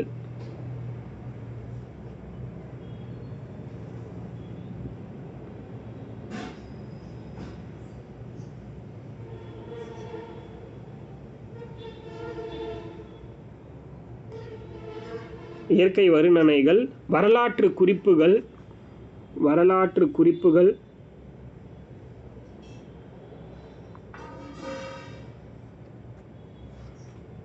வரலாற்று குறிப்புகள், குடவோலை தேர்தல் முறை, குடவோலை தேர்தல் முறை, குடவோலை தேர்தல் முறை, திருமண முறை, திருமண முறை, திருமண முறை ஆகியவை பற்றி விரிவாக கூறும் நூல், ஆகியவை பற்றி விரிவாக கூறும் நூல். புரியுதா? அதாவது இந்த நூலில், அதாவது இந்த நூல் மீன்ஸ் அகநானூறு நூலில் அகத்திணை ஒழுக்கம், இயற்கை வருணனைகள், வரலாற்று குறிப்புகள், குடவோலை தேர்தல் முறை, மணமுறை இதை பற்றி விரிவாக பேசுகிற நூல் வந்து அகநானூறுன்னு சொல்கிறாங்க. இது தனியாக கேட்கலாம். குடவோலை தேர்தல் முறை பற்றி குறிப்பிடும் நூல் எது அப்படின்னு ஒரு கொஸ்டின் கேட்கலாம். இல்லை திருமண முறை பற்றி குறிப்பிடும் நூல் எது அப்படின்னு தனியாக கேட்கலாம். ஒவ்வொன்றும் தனித்தனியாகவும் கேட்கலாம். நான் வந்து சேர்த்து கொடுத்துட்டேன். இதெல்லாம் தனித்தனி பாயிண்ட்டை நான் ஒன்றா ஒரே பேராகிராஃப் மாதிரி கொடுத்துட்டேன். அவ்வளோதான். ஓகேவா? அடுத்தது இதில் வீரைவெளியன் தித்தனார் அப்படின்னு ஒரு ஆசிரியர் இருக்காங்க. இந்த வீரைவெளியன் தித்தனாருங்கிறவங்க எத்தனை பாடல்கள் பாடியிருப்பாங்கன்னு ஒரு கொஷின் கேட்பாங்க. அகநானூரில் வீரைவெளியன் தித்தனார் பாடிய பாடல்களின் எண்ணிக்கை அப்படின்னா ஒன்றே ஒன்று தான். அது நோட் பண்ணிக்கோங்க. வீரைவெளியன் தித்தனார் எத்தனை பாடல்கள் அகநானூரில் பாடியிருப்பாங்கன்னா ஒரே ஒரு பாடல். அந்த பாடல் வந்து பார்த்திங்கன்னா 12th தமிழ் புக்கில் கொடுத்துருப்பாங்க. ஸோ அதோட முதல் வரி மட்டும் நான் கொடுக்குறேன் உங்களுக்கு. பெருங்கடல் முகந்த, பெருங்கடல் முகந்த இருங்கிளை கொன்மூ, இருங்கிளை கொன்மூ, கொன்மூ அப்படின்னா மேகம் அப்படின்னு பொருள். கொன்மு அப்படின்னா மேகம் அப்படின்னு பொருள். பெருங்கடல் முகந்த இருங்கிளை கொன்மு. இந்த பாடல் வீரைவெளியன் தித்தனார் பாடின பாடல்.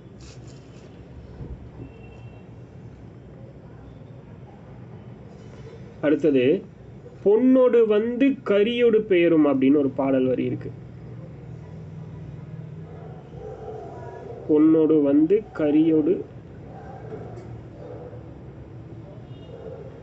பெயரும். இந்த இடத்துல கரி அப்படின்னா மிளகுன்னு அர்த்தம். தங்கத்தை ஏற்றிட்டு வந்துட்டு வெளிநாட்டில் இருக்கிறவங்கலாம் இப்போ சீனா அந்த மாதிரி எல்லாம் இருந்து தங்கத்தை ஏற்றிட்டு வந்து நம்ம நாட்டில் இறக்குமதி பண்ணிவிட்டு நம்ம நாட்டில் விளையக்கூடிய மிளகு இருக்கு இல்லையா, அதை ஏற்றிட்டு போவாங்களாம். அந்த அளவுக்கு மிளகு, தங்கத்துக்கு ஈக்குவலாக மிளகு வந்து மதிப்பு மிக்கதாக இருந்துச்சு அப்படிங்கிறத நமக்கு இந்த பாடல் வரி மூலமாக சொல்கிறாங்க.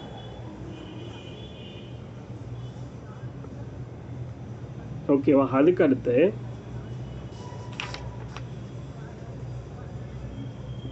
உலகு கிளர்ந்தன்ன, அடுத்த பாடல் வரி, உலகு கிளர்ந்தன்ன உருக்கெழு வங்கம், உலகு கிளர்ந்தன்ன உருக்கெழு வங்கம் புலவுத்திரை,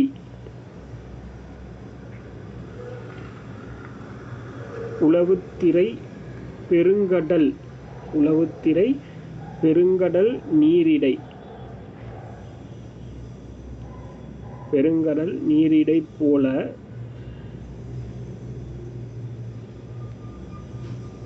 அப்படின்னு வரும்.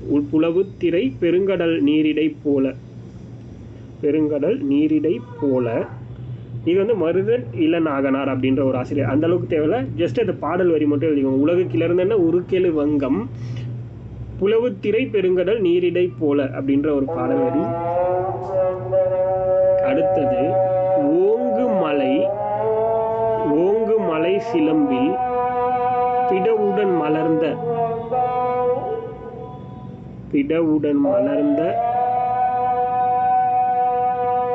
வேங்கை வெறித்தலை, இது ஒரு பாடல் வரி. வேங்கை வெறித்தலை, ஓங்கு மலை சிலம்பில் பிடவுடன் மலர்ந்த வேங்கை வெறித்தலை, இது ஒரு பாடல் வரி. இந்த பாடல் வரி ஔவையாருடைய பாடல் வரி, அகநானூறுல ஔவையார் பாடினது.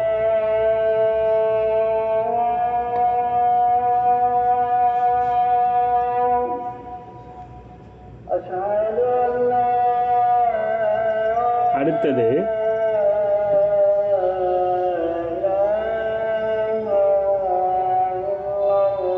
பெருங்கடல் வேட்டத்து சிறுகுடி பரதவர். அகநானூறு கொஞ்சம் முக்கியமான நூல், கேள்வி அதிகமாக வரக்கூடிய ஏரியா, அதனால நம்ம கொஞ்சம் டீப்பாக அதை மட்டும் பார்த்துக்கலாம். பெருங்கடல் வேட்டத்து சிறுகுடி பரதவர் அப்படிங்கிறது அகநானூரில் இருக்கக்கூடிய ஒரு பாடல் வரி. அம்மூவனாருங்கிற ஆசிரியர் பாடியிருப்பாங்க.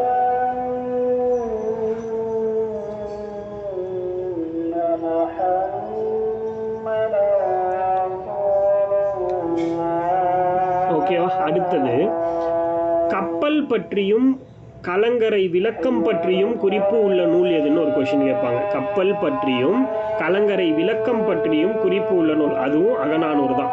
கலங்கரை விளக்கம்னா லைட் ஹவுஸ் இருக்கும் இல்லையா, அதை பற்றி. கப்பலை பற்றின குறிப்பும் இருக்கு, கலங்கரை விளக்கம் பற்றின குறிப்பும் இருக்கு அப்படின்னு சொல்றாங்க. கப்பல் பற்றின குறிப்பும் கலங்கரை விளக்கம் பற்றிய குறிப்பும் உள்ள நூல். கப்பல் பற்றியும் கலங்கரை விளக்கம் பற்றியும் விளக்கம் உள்ள நூல் அல்லது குறிப்பு உள்ள நூல் எது அப்படின்னா அதுவும் அகநானூறு தான். அடுத்தது புறநானூறு, 8 தொகையோட கடைசி நூல்.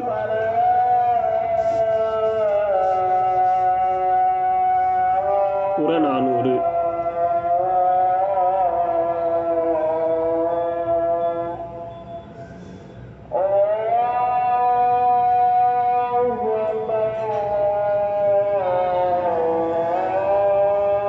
புறநானூறு அதில் பார்த்தீங்கன்னா புறம் கூட்டல் 4 கூட்டல் 100ன்னு பிரிப்பாங்க. புறநானூறு எப்படி பிரிப்பாங்கன்னா புறம் கூட்டல் 4 கூட்டல் 100.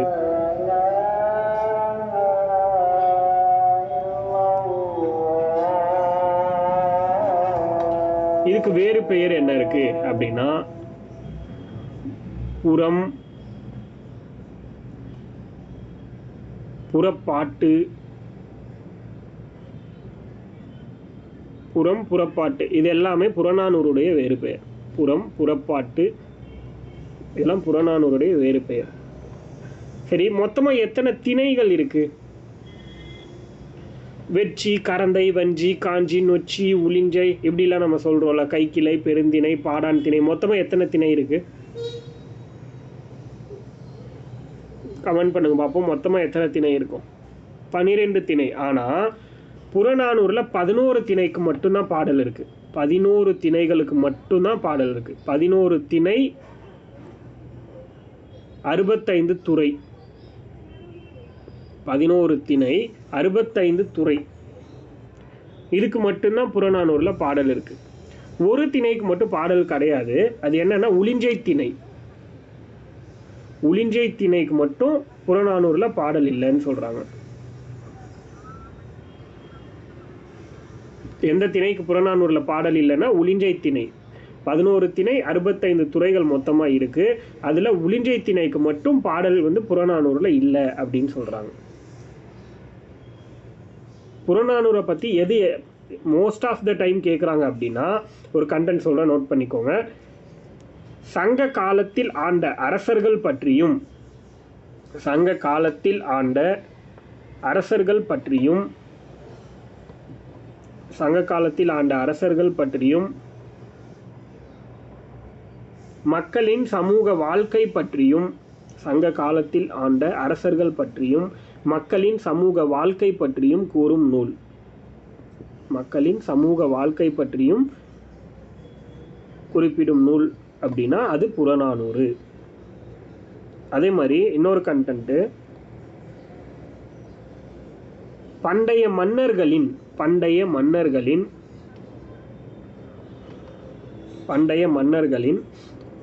அறம், பண்டைய மன்னர்களின் அறம், வீரம், பண்டைய மன்னர்களின் அறம், வீரம், கொடை, பண்டைய மன்னர்களின் அறம், வீரம், கொடை, ஆட்சித்திறன்,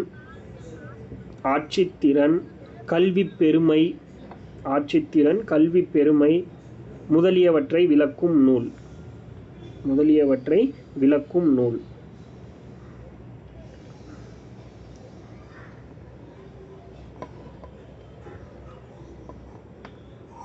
இன்னொரு கண்டென்ட், அதாவது ரெண்டாவது என்னன்னா பண்டைய மன்னர்களின் அறம், வீரம், கொடை, ஆட்சித்திறன், கல்வி பெருமை முதலியவற்றை விளக்கும் நூல். இன்னொன்று என்ன அப்படின்னா பண்டைய தமிழர்களின்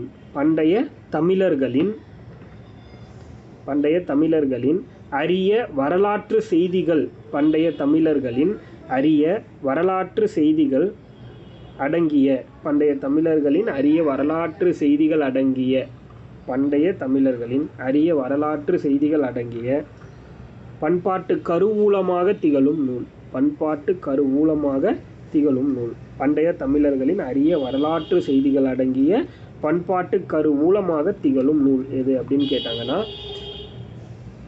அதுவும் புறநானூறு.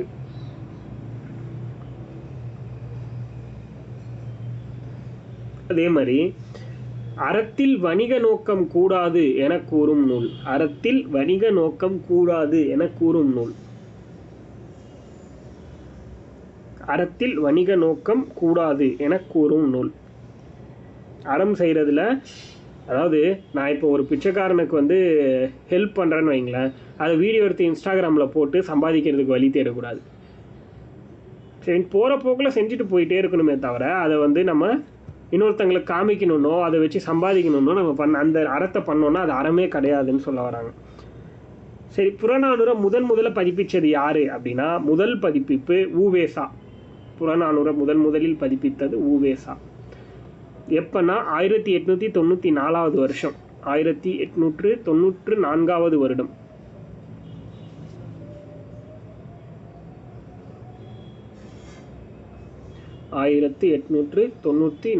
வருடம்.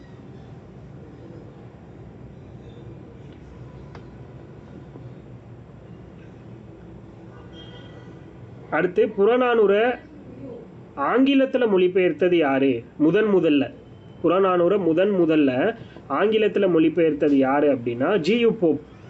புறநானூற்றை முதலில் ஆங்கிலத்தில் மொழிபெயர்த்தவர் யாரு அப்படின்னா ஜியு போப்.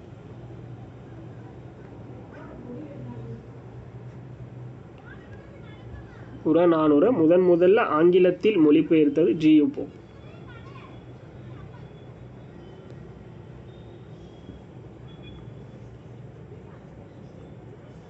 அடுத்தது கலிஃபோர்னியா பல்கலைக்கழக பேராசிரியர், அதாவது கலிஃபோர்னியா யூனிவர்சிட்டியுடைய ஒரு பேராசிரியர் புறநானூரை இவருக்கு அப்புறம் ஆங்கிலத்தில் மொழிபெயர்த்திருக்காரு, ஜி போப்புக்கு அப்புறம். அதை நோட் பண்ணிக்கோங்க. கலிஃபோர்னியா பல்கலைக்கழக பேராசிரியர் ஜார்ஜ் எல் ஹார்ட், அவர் பேர் ஜார்ஜ் எல் ஹார்ட். கமெண்ட்டில் இருக்கு பாருங்கள். கலிஃபோர்னியா பல்கலைக்கழக பேராசிரியர் ஜார்ஜ் எல் ஹார்ட். இவர் புறநானூறு ஆங்கிலத்தில் மொழிபெயர்த்திருக்கார். என்னென்னு மொழிபெயர்த்திருக்காருன்னு சொல்கிறேன், நோட் பண்ணிக்கோங்க. த 400 Songs of War and Wisdom. The 400 Songs of War and Wisdom, an anthology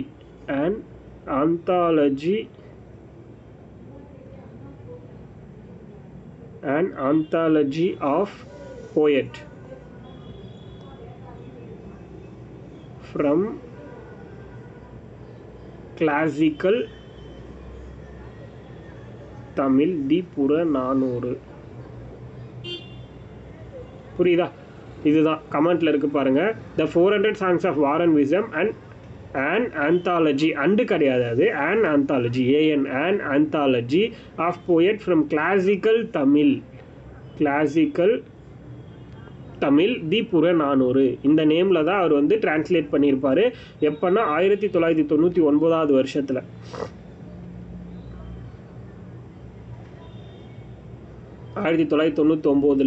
இந்த நேமில் இங்கிலீஷில் டிரான்ஸ்லேட் பண்ணது யார் அப்படின்னு கேட்டாங்கன்னா கலிஃபோர்னியா பல்கலைக்கழகத்தோட பேராசிரியரான ஜார்ஜ் எல் ஹார்ட் அப்படிங்கிறவர்.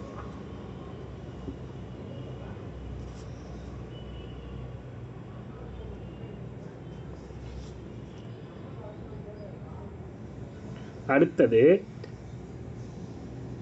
அறம் கூறும் மன்றங்களை பற்றி குறிப்பிடும் நூல். அறம் கூறும் மன்றங்களை பற்றி குறிப்பிடும் நூல். அறம் கூறும் மன்றங்களை பற்றி குறிப்பிடும் நூல்.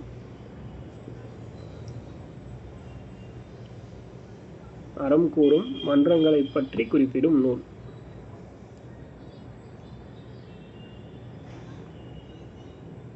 அடுத்தது சில பாடல் வரி, புறநானூரில் இருக்கக்கூடிய பாடல் வரி.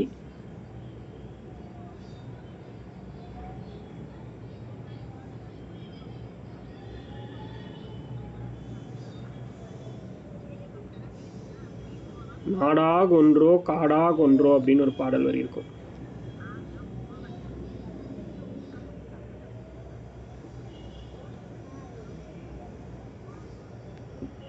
நாடாகு ஒன்றோ காடாகு ஒன்றோ, இது வந்து ஔவையாருடைய பாட்டு.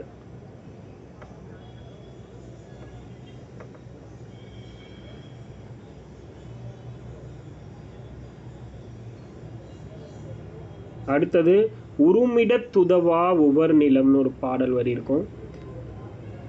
உருமிடத்து உதவா உவர் நிலம்.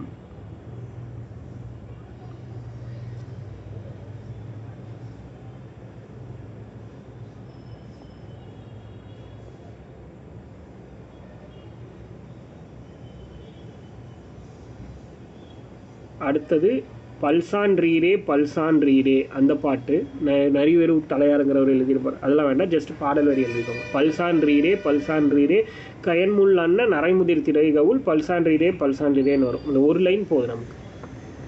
நீர் இன்றி அம்மையா யாக்கைக்கெல்லாம்.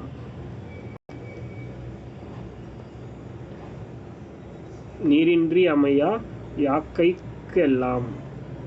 யாக்கைக்கெல்லாம்னு வந்தால் புறநானூறு. நீரின்றி அம்மையா உலகம் போலன்னு ஒரு லைன் பார்த்தோம். இது எங்கே இருக்குது? லாஸ்ட் கிளாஸில் பார்த்துருப்போம். நீரின்றி அம்மையா உலகம் போல. நற்றினையில் பார்த்தோமா? சூப்பர். அப்போ நீரின்றி அம்மையா யாக்கைக்கெல்லாம் அப்படின்னா அது குடப்புல வேணாருடைய புறநானூற்று பாடல்.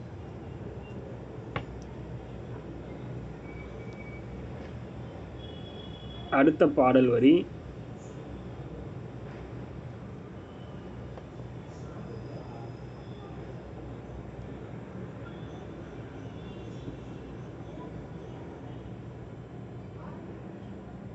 சிற்றில் நற்றூன் பற்றி நின் மகன் யாண்டுலனோ என வினவுதி அப்படின்னு ஒரு பாட்டு. நான் சொல்லியிருக்கேன்ல ஆல்ரெடி, காவல் பெண்டு அப்படின்னு சொல்லக்கூடிய ஒரு பெண்பார் புலவரால் பாடப்பட்ட புறநானூற்று பாடல். உன் மகன் வந்து எங்கே இருக்கான்னு கேட்கும்போது அந்த தாய் சொல்லுவாங்கள்ல, அவன் வந்து போர்க்களத்தில் இருப்பான், அவனை பெற்ற வயிறு குகை போல், அவனை புலி தங்கிய குகை போல் அவனை பெற்ற வயிறு இங்கே இருக்குது, அவன் வந்து எங்கே இருப்பான்னா போர்க்களத்தில் தான் இருப்பான், போய் பாரு அப்படின்னு சொல்லுவாங்க.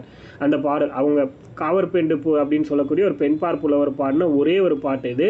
சிற்றில் நற்றூன் பற்றி நின் மகன் யாண்டுள்ளனோ என வினவுதி அப்படிங்கிற பாடல்.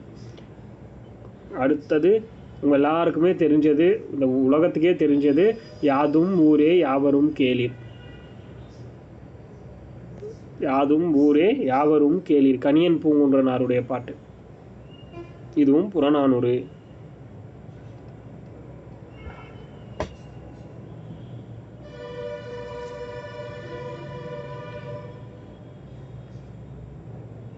அடுத்தது பார்த்தீங்கன்னா உற்றுளி உதவியும்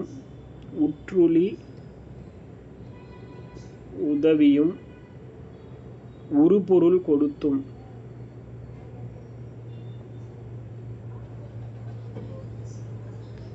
உற்றுளி உதவியும் உருபொருள் கொடுத்தும் பிற்றை நிலை முனியாது கற்கை நன்றி அப்படின்னு ஒரு பாட்டு வரும். உற்றுளி உதவியும் உருபொருள் கொடுத்தும், பாண்டிய நெடுஞ்செழியனுடைய பாட்டு.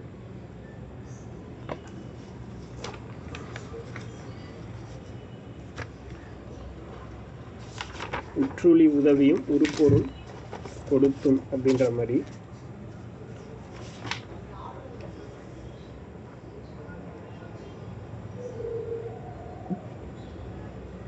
இப்போது இந்த மொத்த 8 நூல்களுக்கும் சில விஷயத்தை நான் எக்ஸ்ட்ரா கொடுக்க போகிறேன், அதை நோட் பண்ணிக்கோங்க. என்னென்னா, நீங்கள் இப்போ ஒரு பாக்ஸ் போடணும், நோட்டை வந்து ஹாரிசாண்டலாக திருப்பிக்கோங்க, ஒரு ஃபுல் பேஜ் எடுத்துக்கோங்க. ஒரு ஃபுல் பேஜ் எடுத்துக்கிட்டு அந்த நோட்டை வந்து போர்ட்ரேட்லேருந்து ஹாரிசாண்டலாக திருப்பிக்கோங்க, லேண்ட்ஸ்கேப்பாக மாற்றிக்கோங்க. லேண்ட்ஸ்கேப்பாக மாற்றிட்டு அதில் 8 நூல்களும் வரணும். மேலே வந்து டைட்டில், அந்த பாக்ஸில் வந்து ஒவ்வொன்றுத்துக்கும் டைட்டில். ஃபஸ்ட்டு வந்து நூல்னு போட்டுக்கோங்க ஃபஸ்ட்டு. ரெண்டாவது புலவர், முதல் கடவுள், நூல், புலவர், முதல் கடவுள், ஒவ்வொரு பாக்ஸில் ஒவ்வொன்று. எல்லா நூலுக்கும் கீழே நம்ம அப்படியே பார்ப்போம். பாடல்கள், அடுத்தது தொகுத்தவர், தொகுப்பித்தவர். இது வந்து ஈஸியாக நீங்கள் மைண்டில் வச்சுக்கிறதுக்காக நான் இப்படி தனியாக கொடுக்குறேன். இப்படி படிச்சிங்கன்னா மறக்காது. இப்படி லைனாக எழுதிக்கோங்க. அந்த பாக்ஸில் ஃபஸ்ட்டு பாக்ஸில் நூல், ரெண்டாவது புலவர், மூணாவது முதல் கடவுள், நாலாவது பாடல்கள், அதாவது எத்தனை பாடல்கள் அப்படின்னு எழுதுவோம். அடுத்தது பார்த்திங்கன்னா தொகுத்தவர், கடைசியாக தொகுப்பித்தவர். இந்த ஆர்டரில் நீங்கள் வந்து எழுதி வச்சுக்கோங்க. இப்போ கீழே ஒவ்வொன்றா நூலில் வந்து ஃபஸ்ட்டு நற்றிணை அப்படின்னு ஆரம்பிக்கும், எழுதிடுங்க. எழுதிட்டு சொன்னீங்க அப்படின்னா ஒரு தம்ஸ் போடுங்க, எழுதி முடிச்சிட்டேன்னா. அதுக்கப்புறம் நம்ம ஒவ்வொரு நூலுக்கும் நான் எக்ஸ்பிளைன் பண்ணுறேன். அதில் ஃபர்ஸ்ட்டு நற்றிணைன்னு போட்டுக்கோங்க. நற்றிணையோட புலவர்கள்னு பார்த்தா மொத்தமாக 275 புலவர்கள். நற்றிணையில் மொத்தம் 275 புலவர்கள் இருக்காங்க. இவங்களோட முதல் கடவுள், நற்றிணை பாடிய புலவர்களுக்கு முதல் கடவுள் யாருன்னா திருமால். முதல் கடவுள் திருமால். நற்றிணையில் மொத்த பாடல்கள் எத்தனைன்னா 400.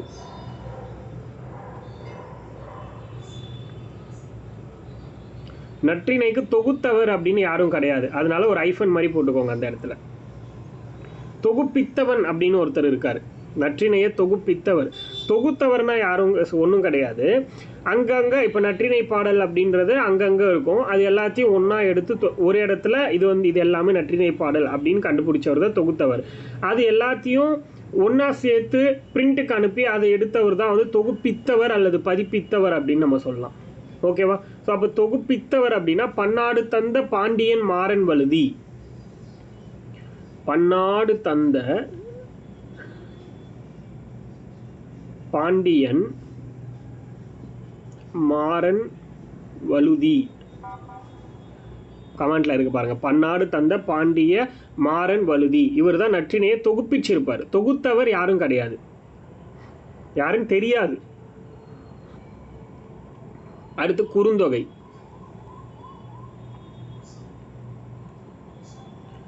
குறுந்தொகை மொத்த ஆசிரியர்கள் புலவர்களோட எண்ணிக்கை வந்து 205 நபர்கள். மொத்த புலவர்கள் 205.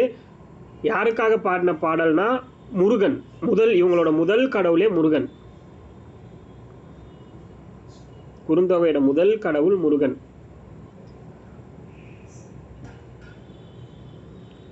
குறுந்தொகை வந்து 401 பாடல்கள். நம்ம பார்த்தோம் கடவுள் வாழ்த்தோட சேர்த்து 401 பாடல்கள் அப்படின்னு.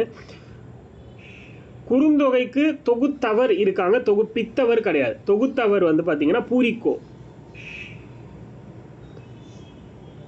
குறுந்தொகைக்கு தொகுத்தவர் பூரிக்கோ. இது எப்படி ஞாபகம் வச்சுக்கலாம்? பூரிக்கு குருமான்னு ஞாபகம் வச்சுக்கோங்க. பூரிக்கோ குறுந்தொகை, பூரிக்கு குருமா. ஆனால் இங்கே தொகுப்பித்தவர் கிடையாது, தொகுத்தவர் மட்டும்தான். அடுத்தது 3ஆவதாக நம்ம என்ன நூல் பார்க்குறோம்? ஐங்குறுநூறு. ஐங்குறுநூறு எத்தனை ஆசிரியர் இருப்பாங்க? 5 திணைகளுக்கு 5 புலவர். அப்போ மொத்தமாக 5 பேர் இருப்பாங்க, அவ்வளோதான்.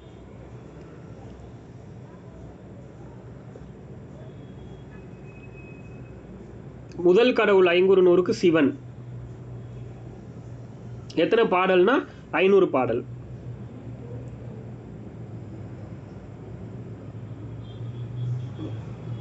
மொத்தமாக 500 பாடல். ஐங்குறுநூறு 5 குறுமையான நூறுகள் அப்படின்ற மாதிரி. இதை தொகுத்தவர் யாருன்னா கூடலூர் கிழார். இதை தொகுத்தவர் யார் அப்படின்னா கூடலூர் கிழார். தொகுப்பித்தவர் சேரல் இரும்பொறை. சேரல் இரும்பொறைங்கிறவர் இதை தொகுப்பித்தவர். தொகுத்தவர் கூடலூர் கிழார், தொகுப்பித்தவர் சேரல் இரும்பொறை.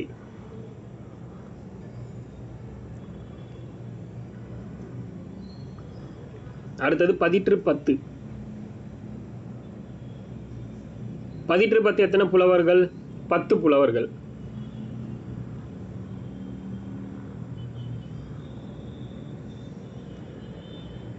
சிவன். இதுக்கும் சிவன் தான் முதல் கடவுள். இதுக்கப்புறம் எல்லா நூலுமே சிவன் தான் முதல் கடவுள்.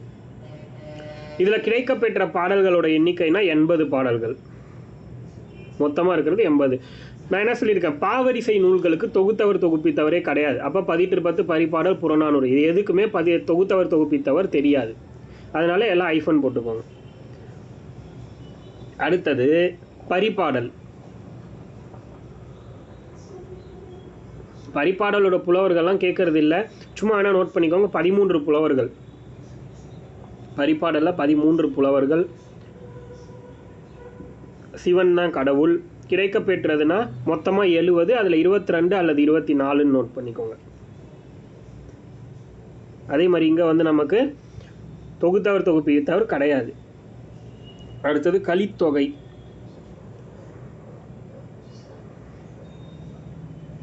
கலித்தொகையில் வந்து எத்தனை பேர் இருப்பாங்க புலவர்னா அதே 5 நபர்கள் மட்டும்தான். முதல் கடவுள்னா சிவன் தான்.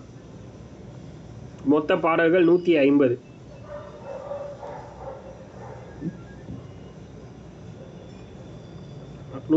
பாடல்கள் கலித்தொகையில் இருக்கு. இதை தொகுத்தவர் யாருன்னா நல்லந்துவனார். தொகுத்தவர் நல்லந்துவனார். கலித்தொகையை தொகுத்தவர் நல்லந்துவனார்.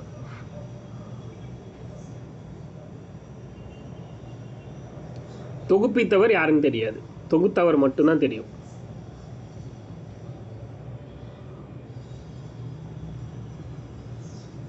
அடுத்தது அகநானூறு. அகநானூறு மொத்த புலவர்கள் 145 நபர்கள். நமக்கு அது தெரியும் ஆல்ரெடி.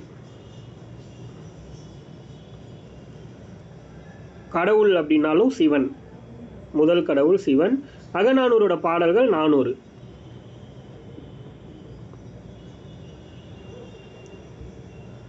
அகநானூரை தொகுத்தவர் யாருன்னா உருத்திர சன்மனார்.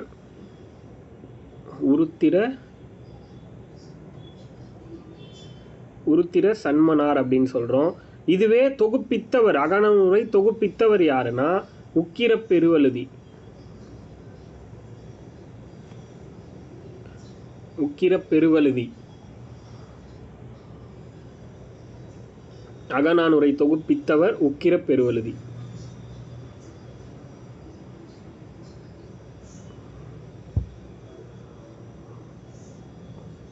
தொகுத்தவர் உருத்திர சன்மனார், தொகுப்பித்தவர் உக்கிர பெருவழுதி.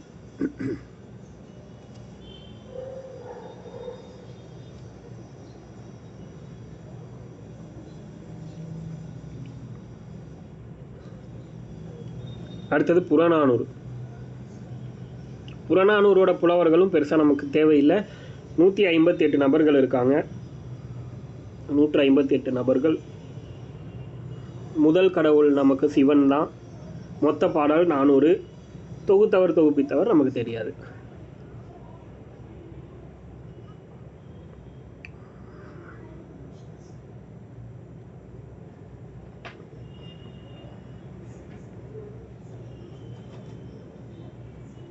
அடுத்தது இப்போது கடவுள் வாழ்த்து ப்ரேயர் சாங் அப்படின்னு ஒன்று இருக்குது ஒவ்வொரு நூலுக்கும். இதில் நான் சொல்கிறத தெளிவாக எழுதிக்கோங்க. கலித்தொகைக்கு கடவுள் வாழ்த்து பாடினது நல்லந்தோனார். கலித்தொகைக்கு 3 4, அதாவது ஐங்குறுநூறு கேட்குறீங்களா?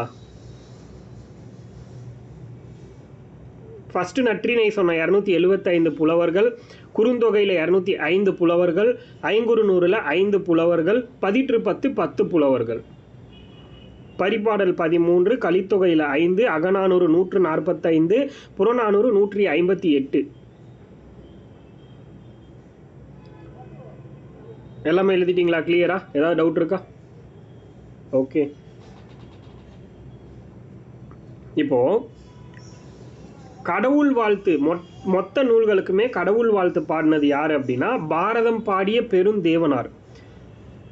புரியுதா? 8 தொகையில் இருக்கிற எல்லா நூலுக்கும் கடவுள் வாழ்த்து பாடினது பாரதம் பாடிய பெருந்தேவனார்.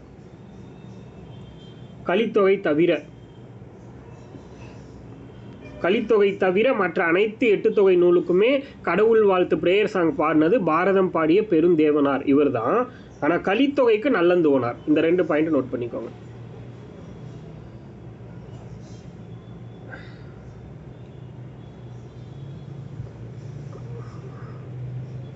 கலித்தொகை தவிர மற்ற அனைத்து நூலுக்கும் கடவுள் வாழ்த்து பாடினது பாரதம் பாடிய பெருந்தேவனார். கலித்தொகைக்கு மட்டும் நல்லந்தோனார்.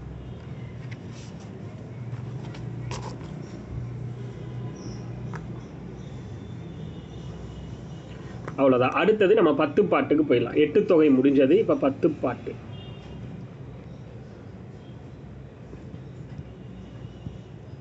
இப்போ 10 பாட்டு அப்படின்னு வந்துட்டோம்னா இங்கே நம்ம அதே மாதிரி தான் பிரிப்போம். அகநூல் எத்தனை, புறநூல் எத்தனை, அகமும் புறமும் கலந்த நூல் எத்தனை. பட் இதில் இன்னொரு விஷயம் எக்ஸ்ட்ரா வருது. அது என்னென்னா ஆற்றுப்படை நூல் அப்படின்னு நம்ம சொல்லுவோம். அதை பற்றி நம்ம என்னென்னு பார்ப்போம். ஃபஸ்ட்டு 10 பாட்டுக்கு அந்த பாடல் வரி நான் சொல்கிறேன், நோட் பண்ணிக்கோங்க. ஒவ்வொரு வரியாக நான் உங்களுக்கு எழுதி போடுறேன், அதை நோட் பண்ணிக்கோங்க. முருகு பொருநாறு 12 முல்லை. முருகு பொருநாறு 12 முல்லை.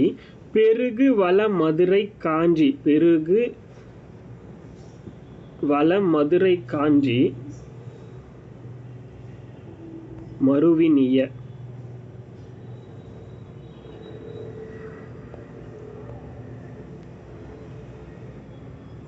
கோல நெடு நல்வாடை. கோல நெடு நல்வாடை. கோல் குறிஞ்சி.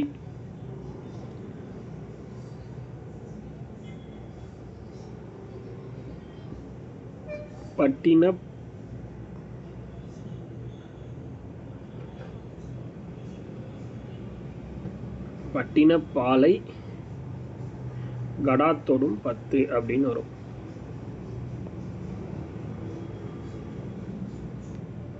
இதுதான் அந்த பாடல் வரி, 10 பாட்டுடைய பாடல் வரி.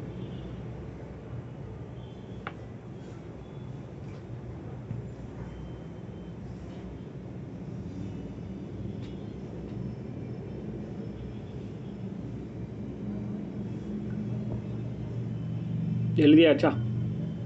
முருகு பொருநாறு 12 முல்லை. பெருகு வளமதுரை காஞ்சி மருவினிய. கோல நெடுநல் வாடை கோல் குறிஞ்சி பட்டினப்பாலை கடாத்தொடும் 10. இப்போது இந்த நூல் பார்த்தீங்கன்னா ஆற்றுப்படை நூல்கள் 5 நூல்கள் இருக்குது. இதோட ரேஷியோ என்ன சொல்லுவாங்கன்னா 5 3 1 1 இந்த மாதிரி சொல்லுவோம். 5 3 8 1 9 + 1 10. மொத்தமாக 10 நூல்கள் இருக்கா. 5 நூல்கள் ஆற்றுப்படை நூல்கள், 3 நூல்கள் அகநூல்கள், 1 நூல் புறநூல், 1 நூல் அகமும் புறமும் கலந்த நூல். இப்படி தான் இதோட ரேஷியோ நம்ம பிரிப்போம். இப்போது இதில் ஆற்றுப்படை நூல் அப்படிங்கிறது என்னது? திருமுருகு ஆற்றுப்படை, அடுத்து வந்து பார்த்திங்கன்னா பொருணர் ஆற்றுப்படை, பெரும்பான் ஆற்றுப்படை, சிறுபான் ஆற்றுப்படை அப்படின்னு நம்ம வந்து பிரிப்போம். அதுக்கடுத்து வேறு என்ன சொல்லுவோம்? மலைப்படுகடாம்ங்கிறத கூத்தர் ஆற்றுப்படை அப்படின்னு நம்ம சொல்லுவோம். புரியுதா? முதல் 5 நூல்கள் வந்து நமக்கு ஆற்றுப்படை நூல்களில் வரும். 3 நூல்கள் அகநூல். இதையெல்லாம் அப்படியே நோட் பண்ணிக்கோங்க. ஃபஸ்ட்டு ஆற்றுப்படை நூல்கள் என்னென்ன அப்படின்னா திருமுருகு ஆற்றுப்படை, திருமுருகு ஆற்றுப்படை, நான் வேணால் அதுவும் கமெண்ட்டில் போடுறேன்.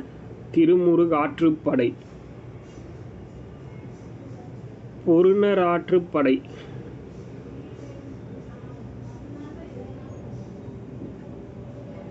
திருமுருகு ஆற்றுப்படை, பொருணர் ஆற்றுப்படை, பெரும்பான் ஆற்றுப்படை,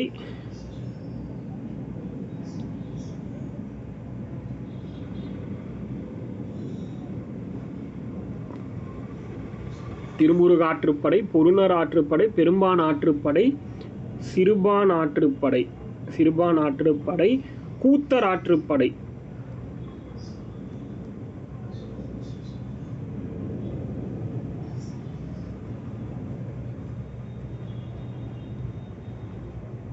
இதுதான் மொத்த ஆற்றுப்படை நூல்கள். 5 நூல்கள் வந்திருக்கா? இதுதான் நமக்கு வந்து ஆற்றுப்படை நூல்கள். அது என்ன ஆற்றுப்படை அப்படின்னா, நீங்கள் போயிட்டு இந்த திருக்குறளா அந்த படம் பார்த்துருந்தீங்கன்னா உங்களுக்கு ஆற்றுப்படைனா என்னன்னு புரிஞ்சிருக்கும். ஒரு புலவன் தன்னோட வறிய நிலையை கருதி கொண்டு ஒரு அரசனை பற்றின நல்ல விஷயங்கள் எல்லாத்தையும் தெரிஞ்சுக்கிட்டு அந்த அரசனை புகழ்ந்து பாடுறதுக்காக அரசனோட அவைக்கு போகிறாரு. அப்படி அரசனோட அவைக்கு போயிட்டு அவரை புகழ்ந்து ஒரு பாடல் பாடுறாரு. அந்த பாடலில் மயங்கிய அரசன் அவருக்கு பொற்காசுகளை பரிசாக கொடுக்குறாரு. இதை வாங்கிட்டு போகிற வழியில் வேற ஒரு புலவரை அந்த புலவர் பார்க்குறாரு அப்படின்னா அந்த புலவருக்கும் நான் இந்த அரசனை பற்றி இந்த மாதிரியான விஷயங்களை புகழ்ந்து பாடி பரிசு வாங்கிட்டு வந்தால் நீயும் போயிட்டு அந்த அரசர்கிட்ட பாடல் பாடி பரிசு வாங்கிட்டு போய்க்கோ அப்படின்னு சொல்கிறாங்க இல்லையா? அதுக்கு பேர் ஆற்றுப்படுத்துதல் அப்படின்னு சொல்கிறோம். அதை வச்சு தான் ஆற்றுப்படை நூல்கள்னு ஒன்று உருவாச்சு. கிளியரா? இந்த படம் பார்த்தீங்கன்னா உங்களுக்கு தெளிவாக இந்த விஷயங்கள் எல்லாமே புரியும். நம்ம பார்க்குற யாயும் நியாயும் யாராகியரோ அந்த பாடல் இது எல்லாமே அதுக்குள்ள அந்த படத்தில் வரும். பார்த்தீங்களா யாராவது?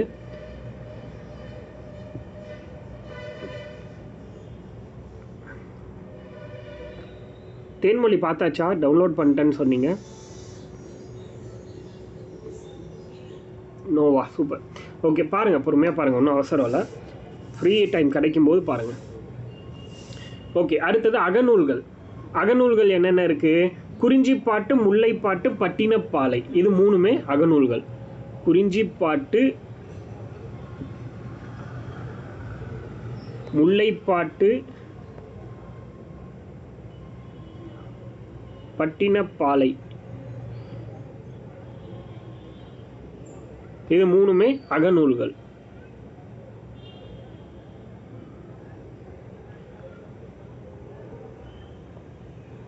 புறநூல் அப்படின்னா மதுரை காஞ்சி.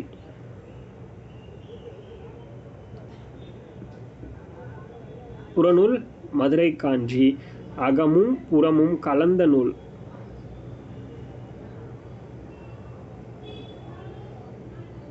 அகமும் புறமும் கலந்த நூல்.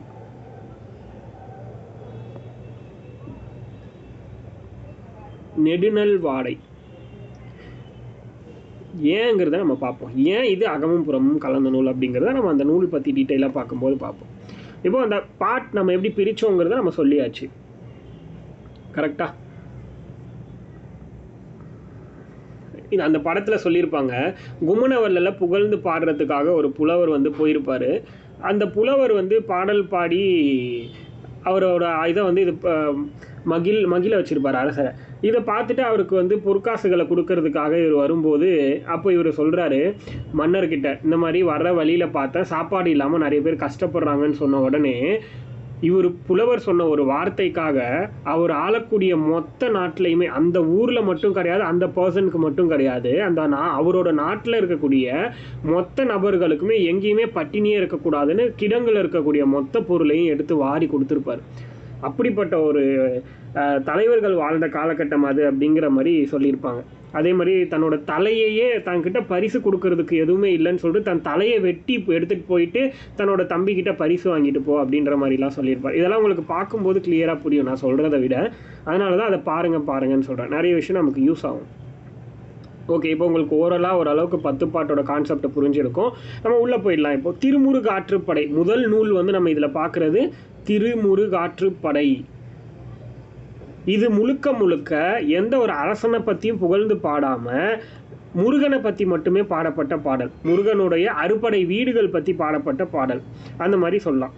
அப்போ திருமுருகாற்றுப்படை இதோட முதல் நூல் வந்து திருமுருகாற்றுப்படை. இதோட ஆசிரியர் யார் அப்படின்னு நம்ம தெரிஞ்சுக்கணும். இந்த நூலை எழுதினவர் நக்கீரர். நக்கீரர். திருமுருகாற்றுப்படை நூலுடைய ஆசிரியர் நக்கீரர். மொத்த அடிகள் இந்த நூலில் திருமுருகாற்றுப்படையில் இருக்கக்கூடிய மொத்த அடிகள் எத்தனை அப்படின்னா 317 அடிகள் இருக்குன்னு சொல்கிறாங்க. திருமுருகாற்றுப்படைங்கிற நூலில் மொத்தமாக எத்தனை அடிகள் இருக்குது அப்படின்னு கேட்டாங்கன்னா 317. இந்த நூலோட வேறு பெயர் ஏதாவது இருக்கா அப்படின்னா இதோட வேறு பெயர் புலவர் ஆற்றுப்படை. இந்த நூலுடைய வேறு பெயர் புலவர் ஆற்றுப்படை.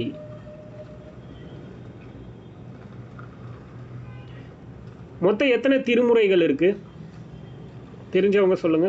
மொத்தமா எத்தனை திருமுறைகள் இருக்கு? சைவர்களுடையது, அதாவது 12. சைவர்களுடைய சிவனை வழிபடக்கூடியவர்களால் உருவானது தான் வந்து பார்த்திங்கன்னா திருமுறை அப்படின்னு சொல்கிறோம். அந்த திருமுறையை மொத்தம் 12 திருமுறைகள் அப்படின்னு நம்ம சொல்லுவோம். இந்த 12 திருமுறைகளை பொறுத்த வரைக்கும் முதல் 7 திருமுறைகளை நம்ம வந்து தேவாரம் அப்படின்னு சொல்லுவோம். 8ஆம் திருமுறை வந்து திருவாசகமும் திருக்கோவையாரும் அப்படின்னு மாணிக்க வாசகரதை சொல்லுவோம். 9வது திருமாளிகை தேவர் உட்பட ஒரு 9 பேரோடது அப்படின்னு நம்ம சொல்லுவோம். 10வது திருமுறை திருமூலரோட திருமந்திரம். அதில் 11வது திருமுறையாக இந்த திருமுருகாற்றுப்படையையும் கொண்டு போய் வச்சிருக்கிறதா சொல்கிறாங்க. திருமுறையில் வைக்கக்கூடிய அளவுக்கு மிக சிறந்த நூல் அப்படின்னு சொல்ல வராங்க. அப்போது 11வது திருமுறையில் காரைக்கால் அம்மையார் உட்பட கிட்டத்தட்ட 12 நபர்களுடைய நூல்கள் இருக்கும். அதில் ஒரு நூலாக 11வது திருமுறையில் இந்த திருமுருகாற்றுப்படையும் வச்சுருக்காங்க. கேட்கலாம், எந்த திருமுறையில் திருமுருகாற்றுப்படை வைக்கப்பட்டிருக்கு அப்படின்னா 11வது திருமுறை அப்படிங்கிறது உங்களுக்கு தெரியணும். எந்த திருமுறையில் திருமுருகாற்றுப்படைங்கிறது வச்சுருக்காங்கன்னா 11வது திருமுறை. 12வது திருமுறை பெரிய புராணம். ஃபஸ்ட்டு இருக்கக்கூடிய 11 திருமுறைகளை மட்டும்தான் நம்பியாண்டார் நம்பிங்கிறவர் தொகுத்திருப்பார். 12வது திருமுறையை வந்து பார்த்திங்கன்னா பிற்காலத்தில் சேர்த்து கொள்ளப்பட்டதாக இருக்கும். 12வது திருமுறைங்கிறது பெரிய புராணம். 11வது திருமுறையாக திருமுருகாற்றுப்படையை வச்சுருக்காங்க அப்படின்னு சொல்கிறாங்க.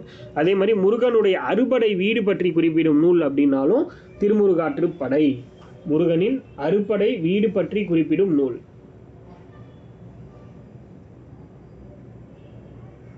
முருகனுடைய அறுபடை வீடு பற்றி குறிப்பிடும் நூல். இந்த ஒவ்வொரு அறுபடை வீடுகளில் இருக்கிற ஒவ்வொரு வீடுகளை பற்றியும் இந்த நூல்களில் வந்து பாடல்களாக பாடி எக்ஸ்பிளைன் பண்ணியிருப்பாங்க. பெரிய விஷயமா நம்ம அந்தளவுக்கு போக வேண்டாம், இந்த விஷயம் தெரிஞ்சால் போதும். ஆனால் சும்மா பார்த்து வச்சுக்கோங்க, எந்தெந்த ஊரை என்னென்ன சொல்கிறோம் அப்படின்னு மட்டும் நீங்கள் ஃப்ரீயாக இருக்கும்போது பார்த்து வச்சுக்கோங்க. மேபி பெண்கள் எல்லாருமே முருக பக்தராக தான் இருப்பீங்க, அதனால் உங்களுக்கு எல்லாம் வந்து அது சொல்லணும்னு அவசியம் கிடையாது. அந்தளவுக்கு நீங்களே கரெக்டாக இருப்பீங்க. எந்த ஊரில் என்ன இருக்குன்னு சிரிக்காதீங்க, அதுதான் உண்மை. பொண்ணுங்கள்னாலே முருக பக்தர்கள் இல்லையா?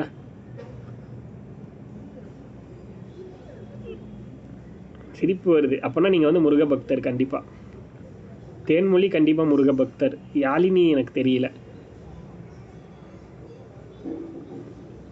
அதான் அந்த ஸ்டேட்டஸ்லேயே பார்த்தனே எல்லாரும் என்ன அந்த அதுக்கு பேர் என்ன சொல்லுவாங்க, ஒன்று வைப்பாங்களே இந்த லாஸ்ட்டு ஒரு 7 டேஸாக ஒன்று இல்லை லாஸ்ட்டு 7 டேஸாக ஒன்று வச்சுருந்தீங்க.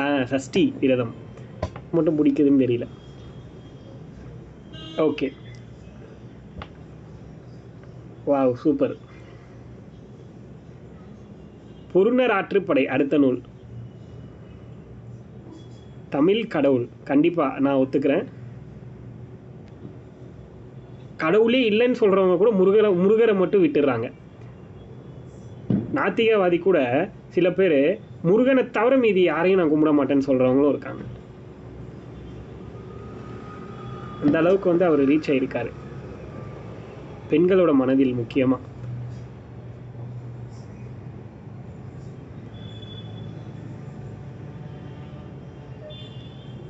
பொருணர் ஆற்றுப்படை அடுத்த நூல். ஒரு முருகர் கோயிலுக்கு போனதில்லை நான்லாம். அறுபடை வீடில் ஒரு கோயிலுக்கு போனது கிடையாது.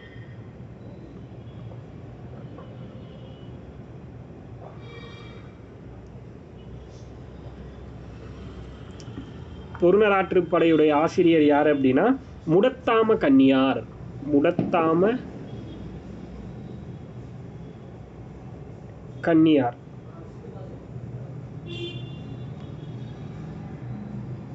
பொருணர் ஆற்றுப்படையின் ஆசிரியர் முடத்தாம கன்னியார். இதில் இருக்கக்கூடிய மொத்த அடிகளோட எண்ணிக்கை 248. 248.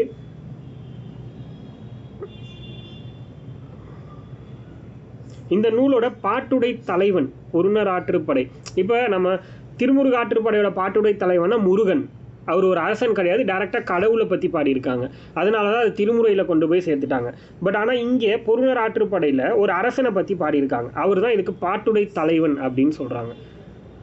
10 பாட்டு மேக்சிமம் எல்லா நூலுக்குமே பாட்டுடை தலைவன் இருப்பாங்க. அந்த பாட்டுடை தலைவன் யார் அப்படின்னா கரிகாலன்.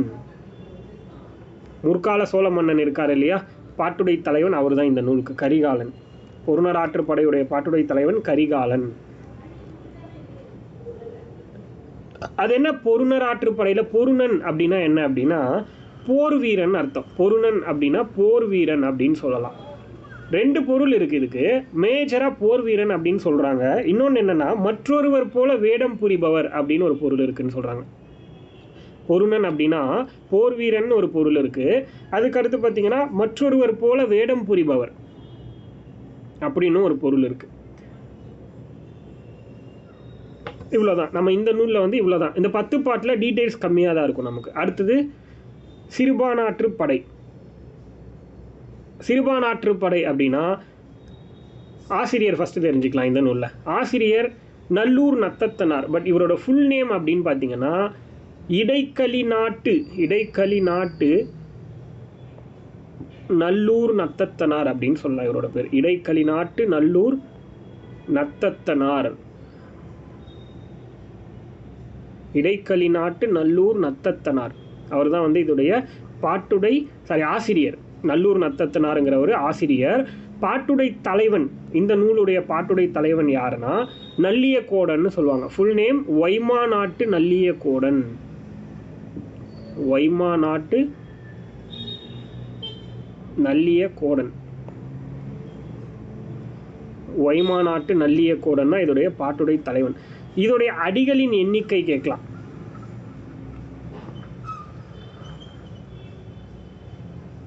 (269). இதோடைய அடிகளின் எண்ணிக்கை 269. இந்த நூல் பற்றி நம்ம பார்க்கும்போது இதில் மேஜராக என்ன விஷயம் இருக்கும் அப்படின்னா நமக்கு வந்து ஐ திங்க் 11th தமிழ் புக்கில் இதை பற்றி டீட்டெயிலாக கொடுத்துருப்பாங்க. கடையேழு வள்ளல்கள் பற்றி குறிப்பிடும் நூல்.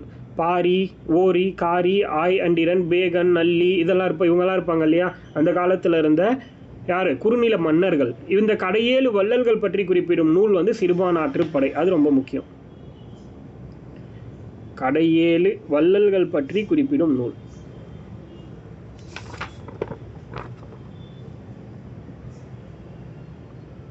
கடையேழு வள்ளல்கள் பற்றி குறிப்பிடும் நூல் எதுனா அது சிறுபானாற்றுப்படை. இதில் ஒரு கொஷின் வந்து அந்த ஸ்கூல் புக்கில் கொடுத்துருப்பாங்க.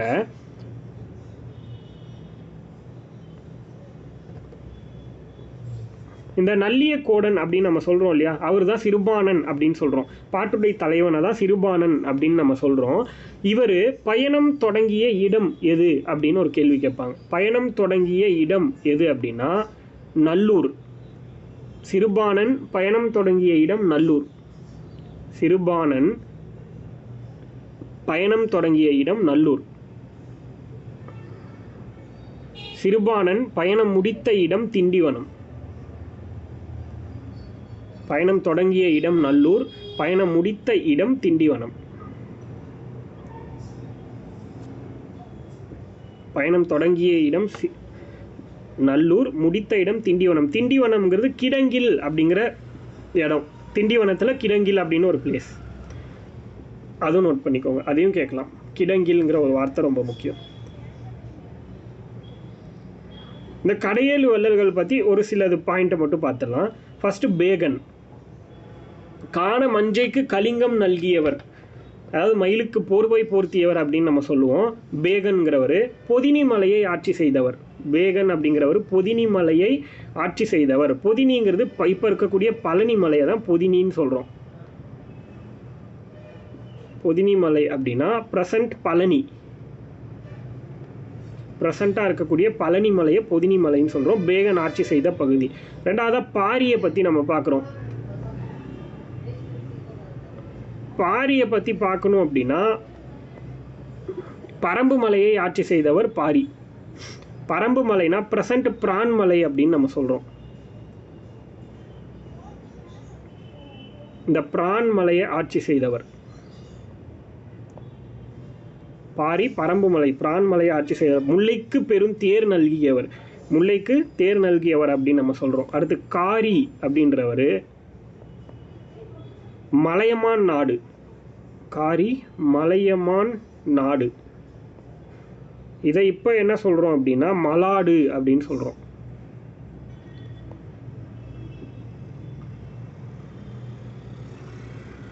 காரியோடது மலையமான் நாடு. இது எங்கே இருக்குன்னா விழுப்புரமில் திருக்கோயிலூர் அப்படிங்கிற இடத்துல இருக்குது ப்ரெசண்ட்டாக. இவர் வந்து குதிரையை கொடுத்தவர் அப்படின்னு சொல்கிறாங்க. அதாவது பொருள் பிச்சை எடுத்து வந்தவங்களுக்கு தன்னோட குதிரையை கொடுத்தவர் அப்படிங்கிற மாதிரி. மலையமான் நாடு மலாடுன்னு சொல்கிறாங்க ப்ரெசண்ட்டாக. ப்ளஸ் இது வந்து எங்கே இருக்குன்னா விழுப்புரமில் திருக்கோயிலூருங்கிற இடத்துல இருக்குதுன்னு சொல்கிறாங்க. அடுத்து ஆய் அண்டிரன். ஆய்ங்கிறவர் பொதிய மலை. பொதிய மலை. இந்த பொதிய மலை அப்படிங்கிறது அகத்தியர் மலைன்னு சொல்கிறாங்க ப்ரெசண்ட்டாக. அகத்திய மலை. அபிராமி சொல்லுங்கள் இது எங்கே இருக்குன்னு. அகத்திய மலை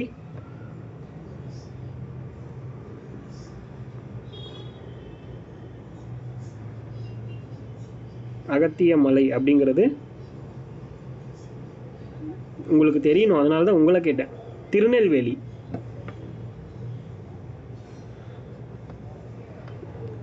அகத்திய மலை அல்லது பொதிய மலைன்னு சொல்லுவாங்க. பொதியிலாயினும் இமயமாயினும் பதியேறு அறியா பழங்குடி அப்படின்னு ஒரு பாடல் வரியே இருக்கும். பொதிகை மலையை வந்து முன்னாடி வச்சு சொல்லியிருப்பாங்க. ஓகே ஓகே, கொஞ்சம் செக் பண்ணிக்கோங்க என்னன்னு. மற்றவங்களுக்கும் பிரேக் ஆகுதா?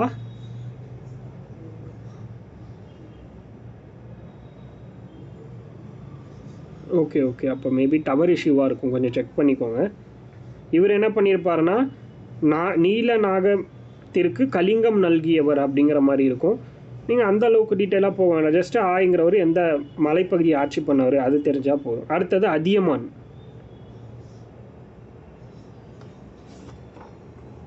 அகத்திய மலை. ஆமாம், அகத்திய மலை அல்லது பொதிய மலை அப்படின்னு சொல்லுவாங்க. திருநெல்வேலியில் இருக்கிறது. அங்கே தான் வந்து சித்த மருத்துவங்கிற கான்செப்ட் உருவானது.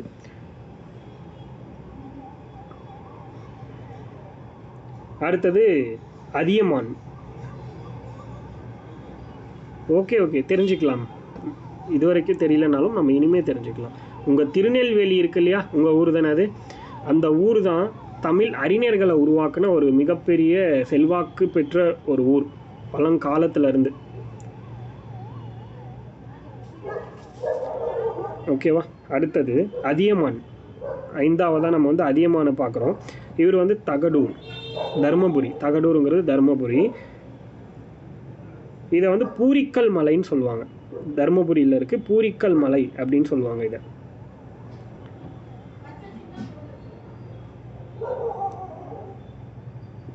பூரிக்கல் மலை.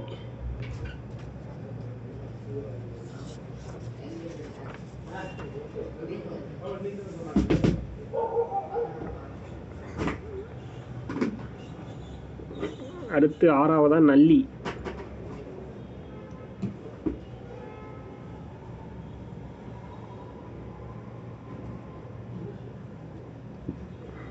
இவர் வந்து நலிமலை அப்படின்னு சொல்லுவோம். நலிமலை மீன்ஸ் இது வந்து ஊட்டியில் இருக்கும், உதகமண்டலம்.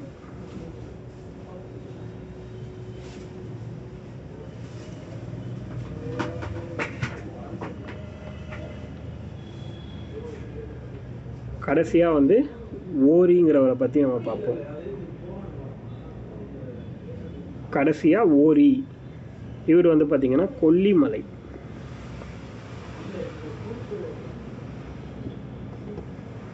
இது வந்து நாமக்கல் மாவட்டம். இந்தியாவிலேயே வந்து ஏர்பன் பெண்ட் அதிகமாக இருக்கிற ஒரு மலை அப்படின்னா அது கொல்லிமலை தான்.